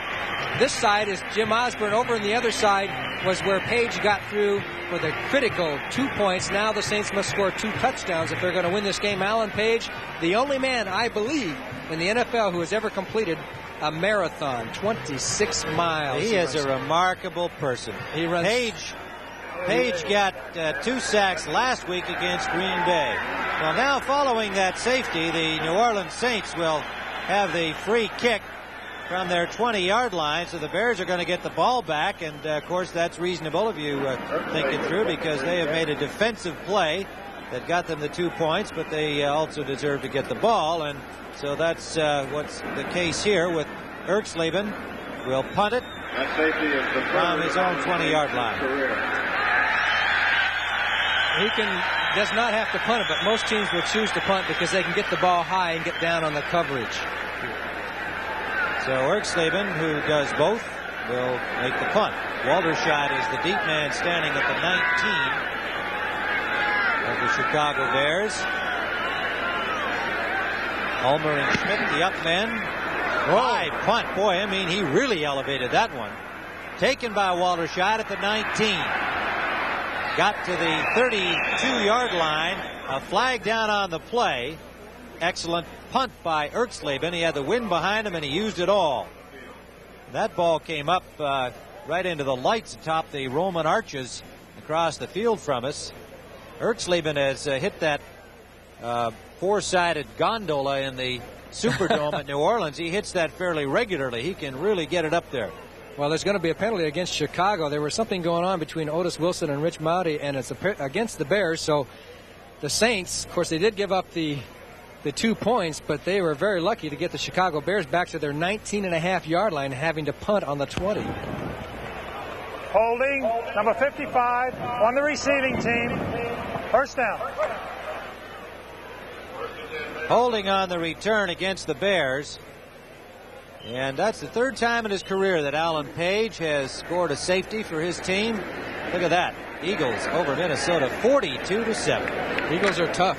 That's the final. And Detroit leading Green Bay 22-7 late in the 3rd quarter of that game. So the Packers tormented the Bears a week ago, taking their lumps today from the Lions. Slot formation right on first down, Chicago.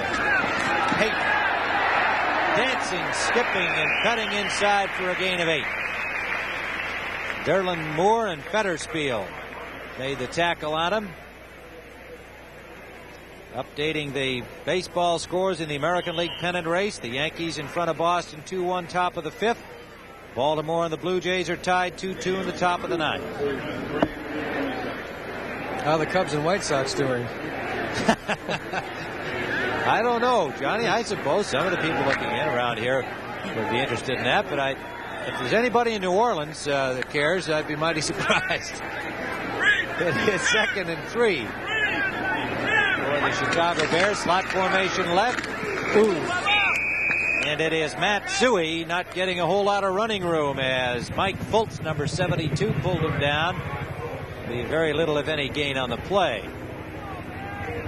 We're almost to the end of the 3rd quarter. 39 seconds remaining as the Bears have this 3rd down situation. Big play. The Saints need to get the ball now. 15-3, Bear lead. A couple of touchdowns by the Saints could wipe that out, but 3 points is not Saints-like production. I think the 30-second clock is out again. Slot left again with Bashnagel in the slot. Chris Haynes wide left. They're going to run it. Dave Williams. Close to the first down, but I believe the Saints stopped him.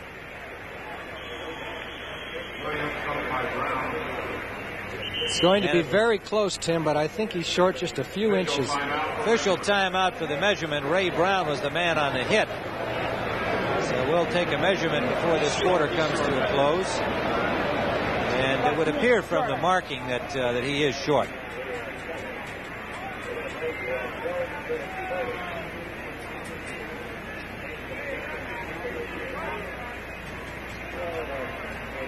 And they need about a foot to go.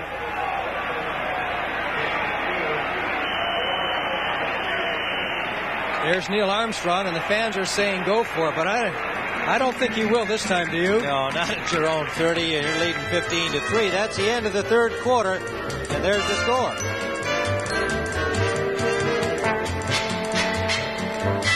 When you can borrow money for the things you need, when you need them. That's Transamerica Financial. That's Transamerica. When you go to the movies, and you're glad you did. That's United Artists. That's Transamerica. When your property is well insured and your independent agent is understanding. That's Transamerica Insurance. The many companies in the Transamerica family all stand for just one thing. First-rate service at a fair price. That's Transamerica. Here's to good friends.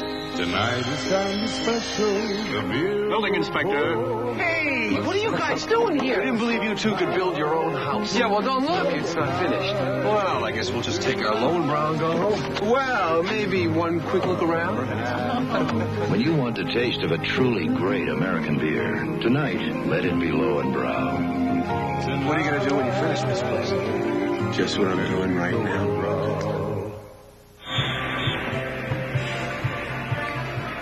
Big upset. Atlanta and New England, Johnny. Now final. Atlanta 37 and the Patriots 21. You know, the NFC is off to a fast start against the AFC. NFC won both games last week, and here's another NFC team beating the AFC. The Bears will punt on 4th and a foot from their own 30. Parsons hits it from his 20. Short punt. Motti on the run. Flag is down. Motti dives over the 40 to the 42-yard line of New Orleans. And Otis Wilson, the rookie linebacker, made the hit. Might have had somebody downfield early. Might have had somebody blocking illegally. Illegal use of the hands is the preliminary signal against the receiving team, the Bears. Those are key penalties, Tim. That's instead of being on the 42-yard line, you're back a ways from the infraction and the penalty. Your field position goes right out the window. Interesting time of possession here that tells you something about who's been productive. New Orleans has had the ball 22 minutes and 48 seconds. The Bears have had it 22 minutes and 12 seconds, Holding almost dead even. Number 23 on the receiving team, post-possession foul. First down. All right. I said the receiving team, the Bears. I meant the Saints, of course, and it was charged against James Marshall of the Saints for holding after the possession was obtained by New Orleans. So it's marked off from the point where the receiver got the punt back to. And they'll start after this timeout from their own 23. We'll return after this word from your local station. Tuesday, the Dukes of Hazzard star in a special 2-hour TV movie presentation. Carnival of Thrills. The action never quits. Be there Tuesday at 8/7 Central and Mount. Well, the Chicago Honey Bears, and they're a happy group of young ladies at this point with their team in front of the home opener of the season. And it is New Orleans ball, trying to put some frowns on the faces of the Honey Bears here, but they trail 15-3. Archie Manning at quarterback. Play action. Up the middle, incomplete, intended for the tight end, Larry Hardy. And that ball was underthrown, or he wasn't happy with the route. One or the other. Dan Hampton had the heat on him from the left defensive end position, number 99. 2nd and 10. Manning is continuing his tendency to throw on first down, and as you think you mentioned earlier in the game, he threw 13 times on first down, and it was pretty successful, but his completion percentage is starting to go down as the Bears are covering much better. Bears send in a 5th down lineman, Al Harris, a new linebacker, and another defensive back. And what they see is the passing situation for New Orleans now. 2nd and 10. Sack time. Mike Hartenstein, number 73. And Archie Manning dropped at the 15-yard line. So the pass rush paid off for the Bears. That's the 4th sack for Chicago. And the Saints are not known for being sacked. He only got sacked one time, as you see Hartenstein come inside on a trick.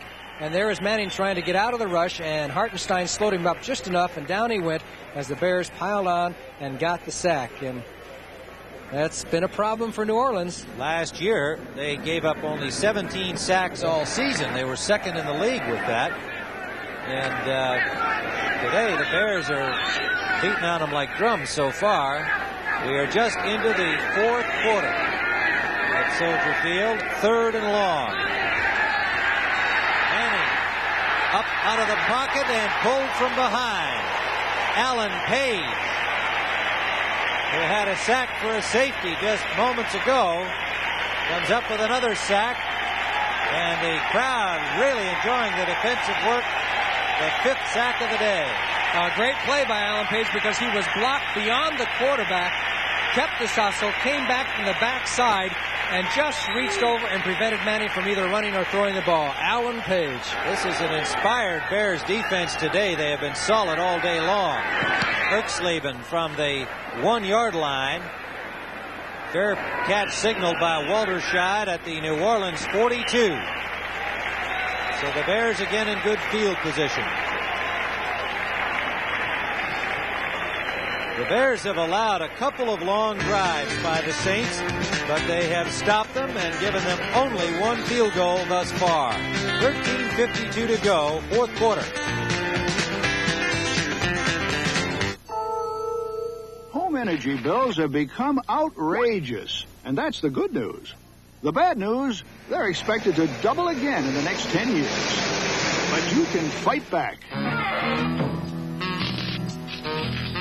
Get up in your attic and add another layer of Owens Corning fiberglass insulation on top of the insulation you already have. Put your house in the pink. See your dealer or contractor for more Owens Corning fiberglass insulation now. Announcing the Zenith Bond Bonanza. Over $1 million worth of U.S. savings bonds free with 38 different Zenith System 3 TV sets and all Zenith video recorders. You get a $50 or a $75 bond when you buy a specified Zenith System 3 TV and a $100 bond with any Zenith video recorder. So get your dealer's best price plus a bond in the Zenith Bond Bonanza. Next Saturday at 3:30 Eastern, Hilmer Kenty defends his WBA lightweight title against ex-champion Ernesto Espana. You'll say you saw it on the CBS Sports Spectacular. Here's a look at that play by Alan Page. Notice number 82 at the bottom of your screen. He's being blocked by James Taylor, 71. He's blocked behind the quarterback. It keeps hustling, reaches out, and grabs Archie Manning. Great hustle and determination by Alan Page. First down for the Bears from the Saints 42 following the punt. Walter Payton has running room and a first down inside the 30. And he has gone over the 100-yard mark in rushing. The 18th time he's done that in his young NFL career. And the Bears are threatening again. Myers and Brown, the safeties, combining on the tackle. They spot it right at the 30-yard line. Suey comes in. Williams comes out. Suey, number 26. Bears have been going with Baschnagel and Haynes as their wide receivers. Scott and Watts both bothered with injuries. Slot formation left. Loose ball. Saints appear to have it. Ray Brown. And the Bears turn it over with a tackle from Fetterspiel jarring the ball loose. Ray Brown comes up with it. Joe Fetterspiel, number 58, who has to fill the holes a lot of times, and he did it right there as he strips the ball loose, and Ray Brown makes the reception. Joe Fetterspiel playing his 91st consecutive game for the Saints. New Orleans has the ball.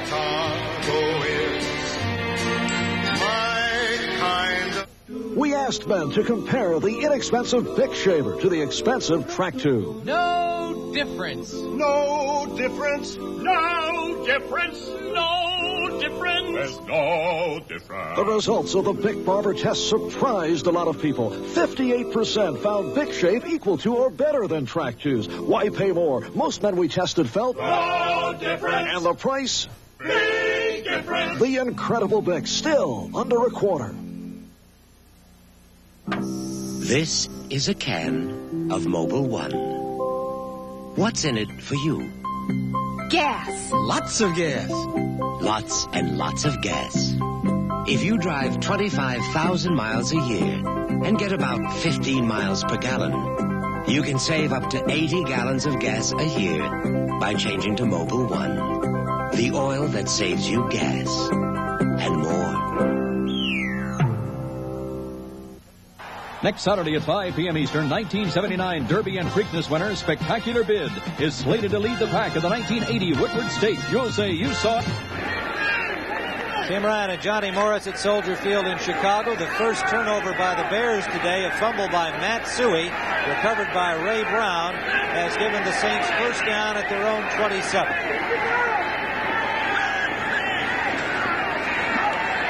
Galbraith. Hampton has him, number 99, for a loss at the 25, a loss of 2.5 on the play. You know, Johnny, we were just checking here. The Bears, having turned it over only once, have had only one penalty today. And Neil Armstrong told me on Thursday, said, you know, I didn't want to stress too much before the first game last week about penalties because we had talked about it so much in the preseason. Don't want the team to be, you know, under-aggressive. And we took a lot of penalties against Green Bay, and they hurt us. So this week we've had to remind them, hey, be careful. Well, they've had only one penalty today. Well, the Saints have had 7, so that's got to be a difference in this game. Pittsburgh has gone in front of Baltimore, 20-17. The second and 13, Manning to throw. Complete to the tight end, but excellent coverage on the play. Hardy made the catch. Muckenstern, the linebacker, made the tackle. And he got maybe 2. In that Detroit-Green Bay game, Johnny, 29-7, the Lions lead the Packers. 5 field goals by rookie kicker Eddie Murray for the Lions. 2 touchdowns by rookie Billy Sims. And the Lions have that easy schedule because of their finish last year, so they're going to be a factor in the NFC. They'll be 2-0 in the NFC Central Division, I should say. Third down, about 10.5 to go for the Saints as things are getting a little desperate for them now. They've got to move the ball. Manning, lots of time.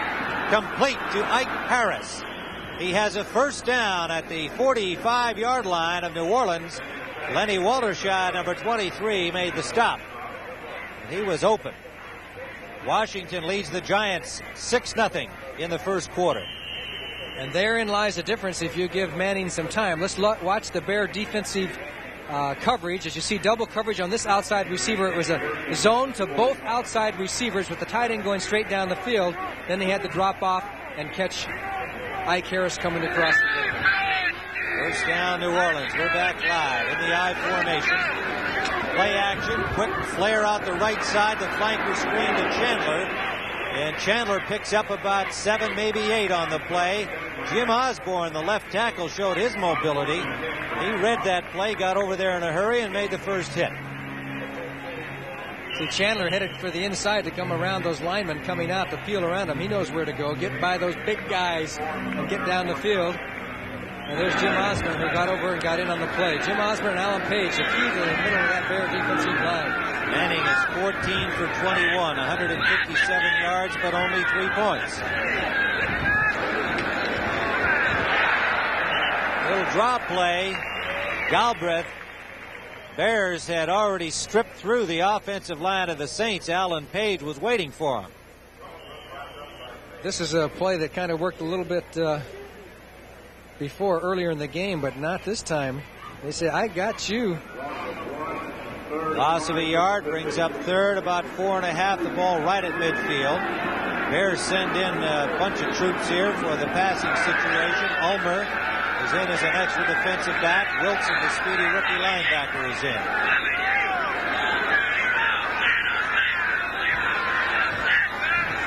Motion Harris.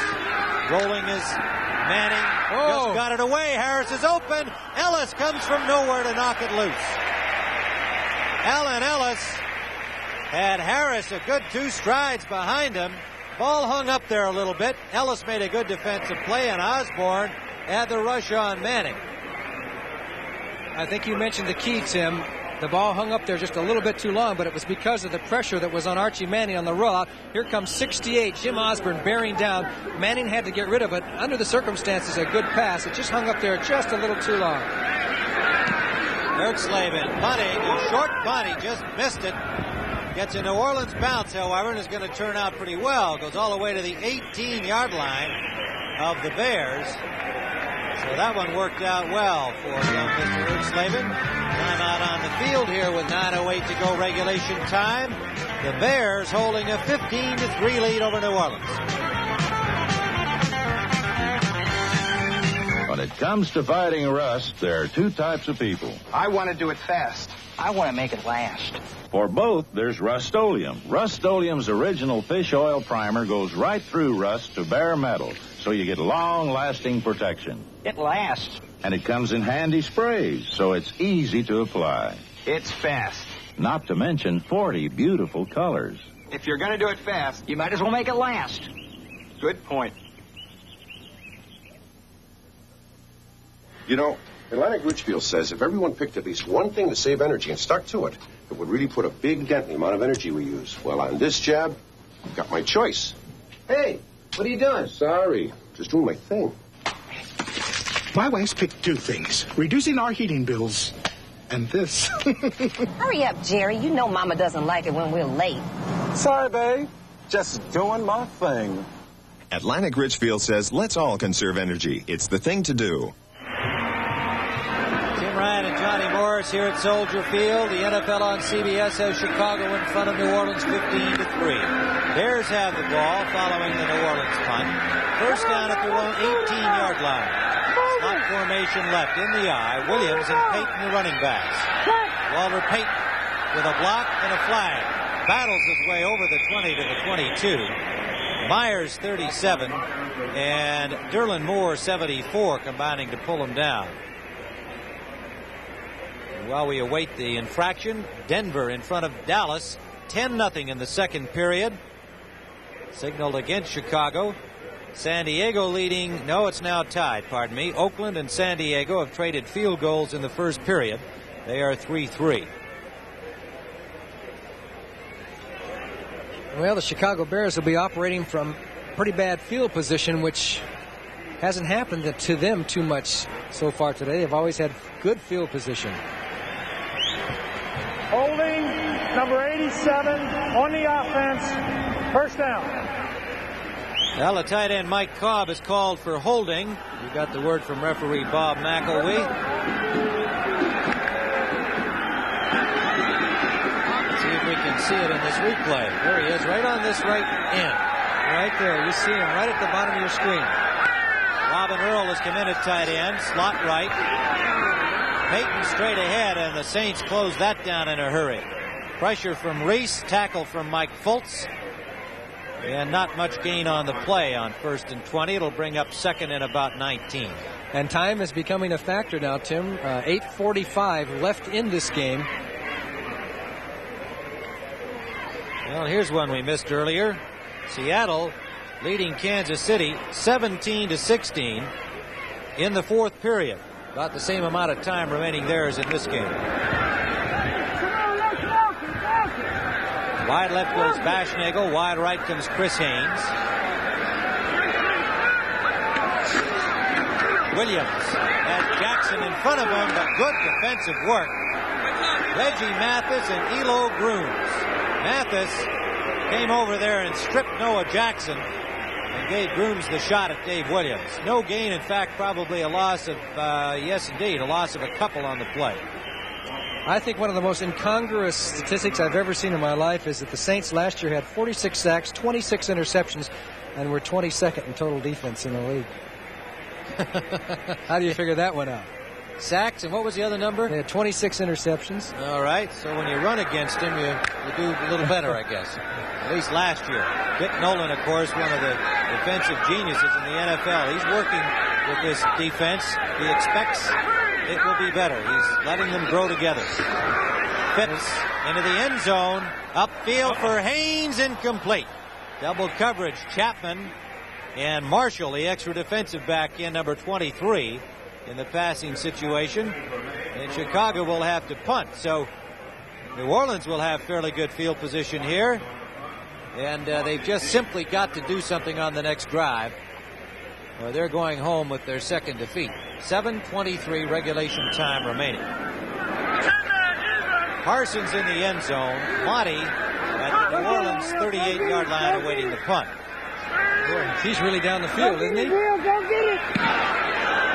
Parsons has the win, gets a pretty good kick away, but Monty comes up to get it at the 44. Now Monty with a burst of speed gets down to the Bears' 42-yard line, forced out by Robin Earl at that point. And a good effort by Monty has the Saints in good field position on a 48-yard punt from Parsons. So this is going to be it for New Orleans here. They've got to do it. Let's see if they can when we come back. Here's to good friends.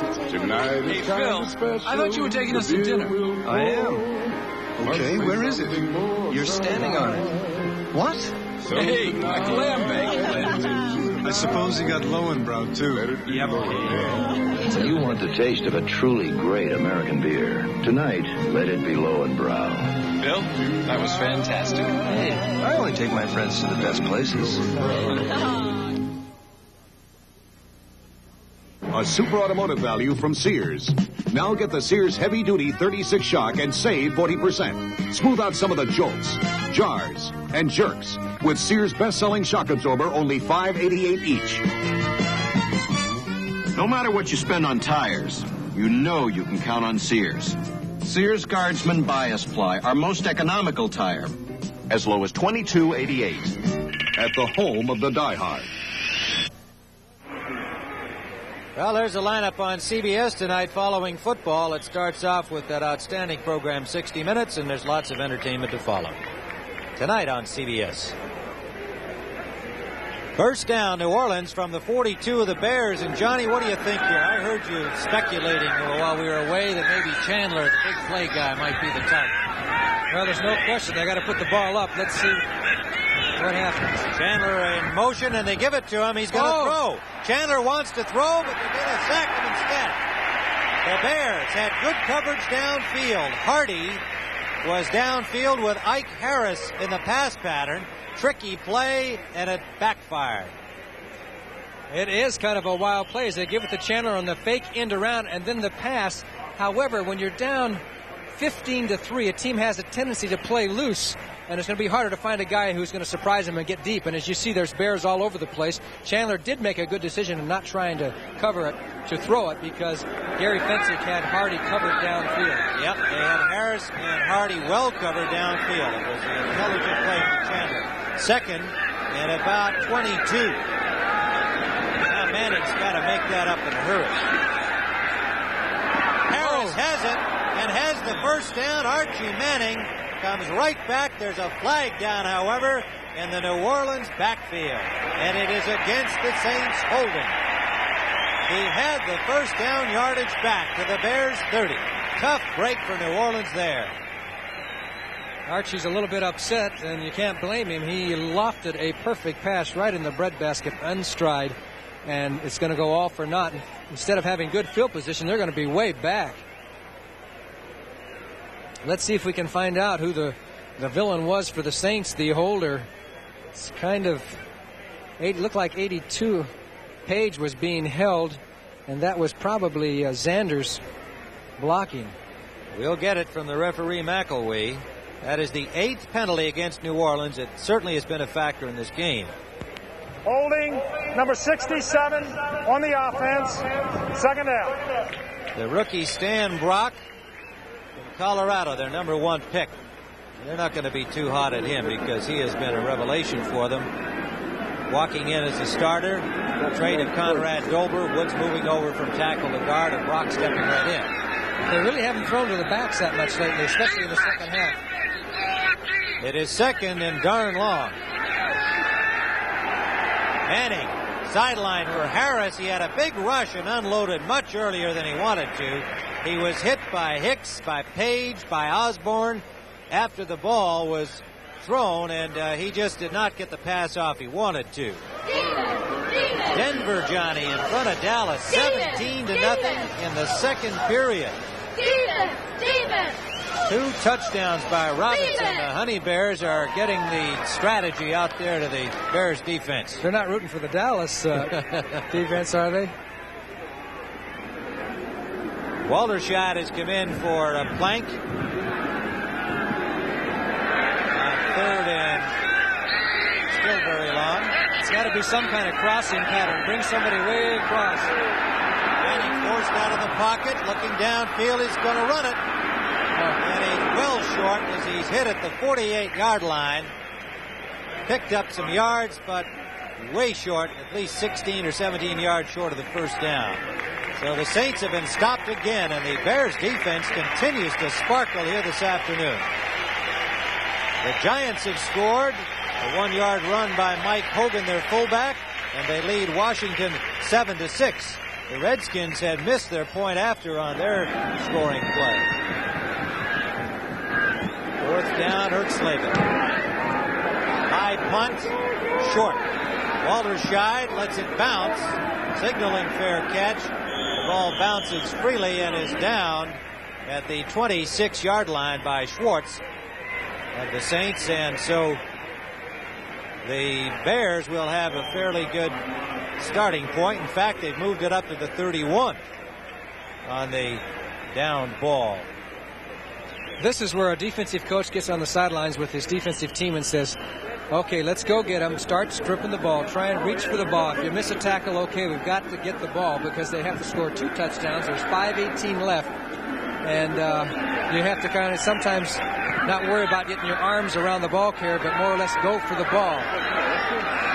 Haynes and Bashnagel out to the left. Bashnagel in the slot.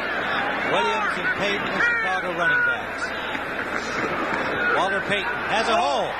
Oh, Walter Payton. Ray in pursuit. Payton drags them into the end zone. Touchdown. Walter Payton dragged Ricky Ray the last 3 yards and literally pulled him just inside the pylon for the score. 69 yards, and that's all she wrote for the Saints today.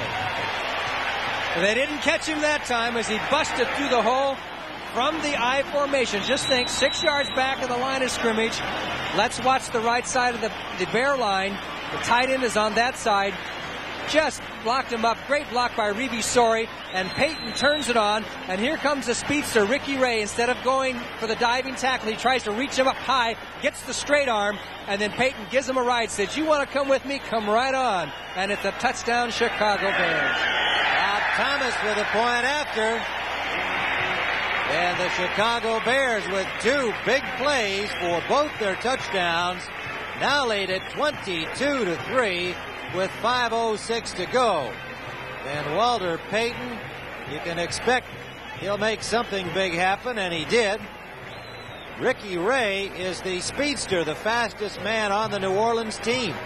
And he came a long way to catch up with Payton, and it was kind of unfortunate that having made that effort, he still couldn't prevent the touchdown, but Walter showed his muscle and his speed. There was a flag on the point after play, evidently against New Orleans and decline.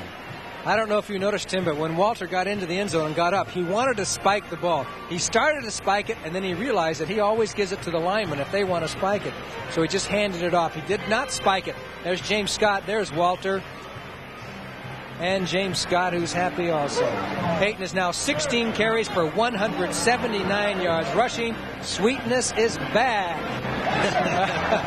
Reeve Sorey, the man that you indicated, made that big hole for him, so he's getting his thanks from Walter right there. Well, the penalty was assessed against New Orleans. So Thomas will kick it off from the Bears 40 as we just go back and see that play by Payton thinking about the spike and says, whoops. Well, Thomas kicks that one through the end zone, having kicked it from the Bears 40 with the wind behind him. And so the Saints will start with a touchback from their 20. Can we see that again? I'd love to see that almost spike, because he really had the old premonition, and he was really going to lay it to the turf. 69-yard touchdown run by Walter Payton. And he carries the ball over 300 times per season. He's averaging 330 carries per year. All right, first down for New Orleans. Now in desperate straits, and I would think that they are not likely to pull this out. Manning will be trying for sure. Diving catch, did he get it? Bears say it hit the ground. Ike Harris. And the reception is going to be allowed and called complete at a first down to the 31-yard line.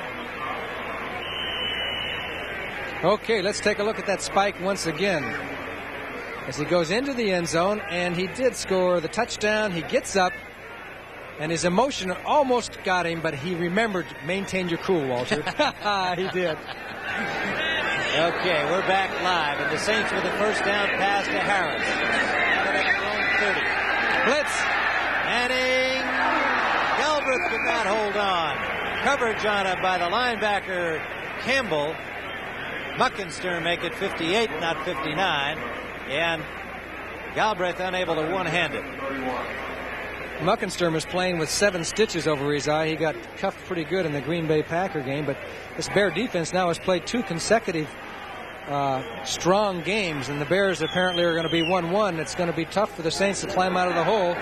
They're going to be 0-2, and that's not the way you start a optimistic season. Manning statistically having a good afternoon. 15 for 25 and 168 yards. And only 3 points on the scoreboard. Second down. Deep sideline, Harris open, incomplete. Harris might have been a little late making the turn. Ellis had the coverage on him. Manning, certainly conscious of the Bear rush now, might have thrown it a little prematurely. Hard to say. The key to this football game has been the ability of the 4 main rushers to put enough pressure on Manning that they didn't blitz. So they've got 7 guys down the field on coverage, and that's been the key to this game. Page, Osborne, Hampton, and Hartenstein have been able to put the pressure on Manning, especially in the second half. And when you can do that with 4 rushmen, you got a game in the bag. Joe Theismann has run 37 yards for a Washington touchdown. They lead the Giants 13-7. 11:55 remaining second period. Jim Osborne requiring some assistance off the field. We have an injury timeout at the moment. And Osborne has been a force today, and he is apparently all right. One of the underrated tackles in the entire National Football League. That'll bring in Ron Rideouts, number 76, to fill in for him.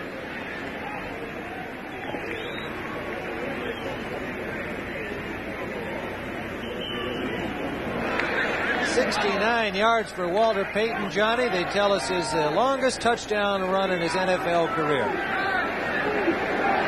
And he can thank the block of number 69, Ruby Sawyer. Third down. Manning under heat again. Intercepted by Otis Wilson. Intended for Ike Harris.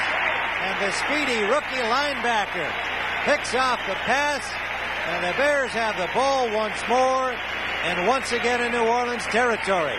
The rookie from Louisville, their number 1 pick from Brooklyn, New York. And he'll remember that one a long time, the first in his professional career. And once again, it was Alan Page who forced the interception because Manning went back. Page went inside, got through there. He is so quick. He forced Manning to roll out, and then he had to kind of throw it up for grabs. He didn't want to be sacked, a third down, and he just hoped for the best as he got some additional pressure from Hartenstein. And here comes Otis Wilson, who almost stole it from his own teammate. In fact, he did steal it. He's got an interception. He'll remember it for a long time. It's been a tough day for Archie. New Orleans has converted only 2 of 13 third down situations. Bears haven't been much better in that category, but they lead the game comfortably. Payton dancing inside the linebacker Fetterspiel, who had penetrated, picks up 4, maybe 5. Tommy Myers and Elo Grooms combined to stop him. San Francisco leading The St. Louis Cardinals 7-0. They're in the second period at San Francisco. Steve DeBerg to Paul Hofer for the touchdown. Gain of 3 on that last play to make it 2nd and 7 for the Bears. Suey is in. Williams is out. Haynes goes wide left. Baschnagel into the slot left. Tim Ryan with Johnny Morris as time is winding down here. The Bears en route to their first victory against one defeat. Matt Suey over the 40-yard line of the 38 of New Orleans. I'm surprised the Bears still have Walter in there now with just 3 minutes left in the game. Maybe they want him to get over that 200-yard mark, but I think the highest priority would be keep Walter healthy for next week. Robin Earl comes in at tight end for Mike Cobb. Passing situation here for the Bears. Final score from Green Bay. The Lions handed the hats to the Green Bay Packers 29-7. That is a final. Green Bay is 1-1. The Lions are 2-0. Pitch out to Payton. Payton does not get to the first down marker. They string him out well over there. Myers forcing from the safety spot, number 37. And at the bottom of that stack, getting help back up, was Reese, number 60, as Payton gave him a hand up. 4th down and 2. The durability of Walter Payton stands out as each year goes by. He started every game. He's hardly missed any time. And we are going to be back in just a moment with the Bears leading the Saints 22-3. Chicago is my kind of... Radio Shack announces its second major computer breakthrough in 3 years. First, the TRS-80 Model 1 personal computer under $500. Now, the new TRS-80 Model 2 computer, a powerful small business system that smashes the $10,000 barrier. Base priced under $3,500. Both offer disk storage, printers, and software. The new TRS-80 Model 2 business computer, built in Texas and ready for you to buy or lease at Radio Shack, the biggest name in... Tough truck. Tim Ryan with Johnny Morris. And I don't know whether they're likely to give him a game ball, but we'll certainly give credit to defensive coordinator Buddy Ryan, my namesake, no relation. Look at this. A fake and a first down for Skabinski. The short snap to Skabinski on the Bears' 4th down, and he ran it over the 30 to the 29 of New Orleans, and the Bears will keep the ball. How about that one, Johnny? Well, the Bears had pretty good field position there, and I guess they figured they couldn't lose too much. I don't know what Dick Nolan's going to think about it with the score 22-7 and less than 2 minutes to go. He might think, I'm going to remember that for a long time. 22-3. Well, I guess on the other hand, you can say a point differential has a factor. Anything can happen in that final 2 minutes. That's right. Why risk it? They kept the ball. I call that a good play, good football. I'm sure they won't be going in to score here, but they'd like to just keep the ball. Phipps tripped. He gives it to Payton. Payton wants to throw, and he does deep for Baschnagel. Flags everywhere. Payton threw it into Lake Michigan. And we had flags down, quarterbacks down. I said they weren't going to try to score. I thought they'd just try to move the ball, and they're going for everything here. And meanwhile, the penalty is against New Orleans. Well, they jammed Brian Baschnagel way down the field, and of course you can't do that when you get beyond the 5-yard mark. I think it was Clarence Chapman who was fooled on the play. Whoa, Phipps went down. He tripped coming out from behind the center. There's Payton, and he can really throw the ball. Defensive holding, number 24, first down. And I think it was a little out of the end zone, but it was Chapman who banged Brian Baschnagel when Baschnagel went by him. And actually, it was a smart play because it would have been an easy touchdown. Well, when you're hot, you're hot. And when you're not, you're not. Though. I mean, the Saints, they just really struggle. Payton gets a big ovation from the crowd as he comes out. I'm sure he'll sit the rest of this out. Suey and Williams are now the running back combo. Williams moving into the spot vacated by Payton. And Williams, out of the eye, got maybe 3 yards straight ahead to about the 22-yard line. 21 of the New Orleans Saints, with time ticking away and 50 seconds remaining to be played. We're talking about Buddy Ryan, whether he'd get a game ball or not, but he's the defensive man that Neil Armstrong brought over from Minnesota when Armstrong got the head coaching job, and Bud Grant lost two outstanding coaches when they came to Chicago, and Ryan has done an outstanding job. He's got to be a happy man today because his defense was just overwhelming. That may be one of the reasons Minnesota lost 42-7 today. Rocco Moore is in at offensive tackle for the Bears as they wind it down here with 15 seconds and counting. Phipps just covering the ball. And they're going to come out the field and just let the scoreboard count it off. So the Chicago Bears, with that man coming up with a 69-yard touchdown to cement it, have defeated the Saints 22-3. And we thank all of these names going by quickly on your screen. Our producer Bob Rowe, our director John McDonough, associate producer Rupert Kopanek, and our outstanding technical crew for another outstanding job here at Soldier Field in Chicago today. The Bears with two big plays, 56-yard pass, Phipps to Robert Fisher, the rookie tight end, Walter Payton, a 69-yard touchdown run, and brilliant defensive play have defeated the New Orleans Saints 22-3 and are 1-1 on the season.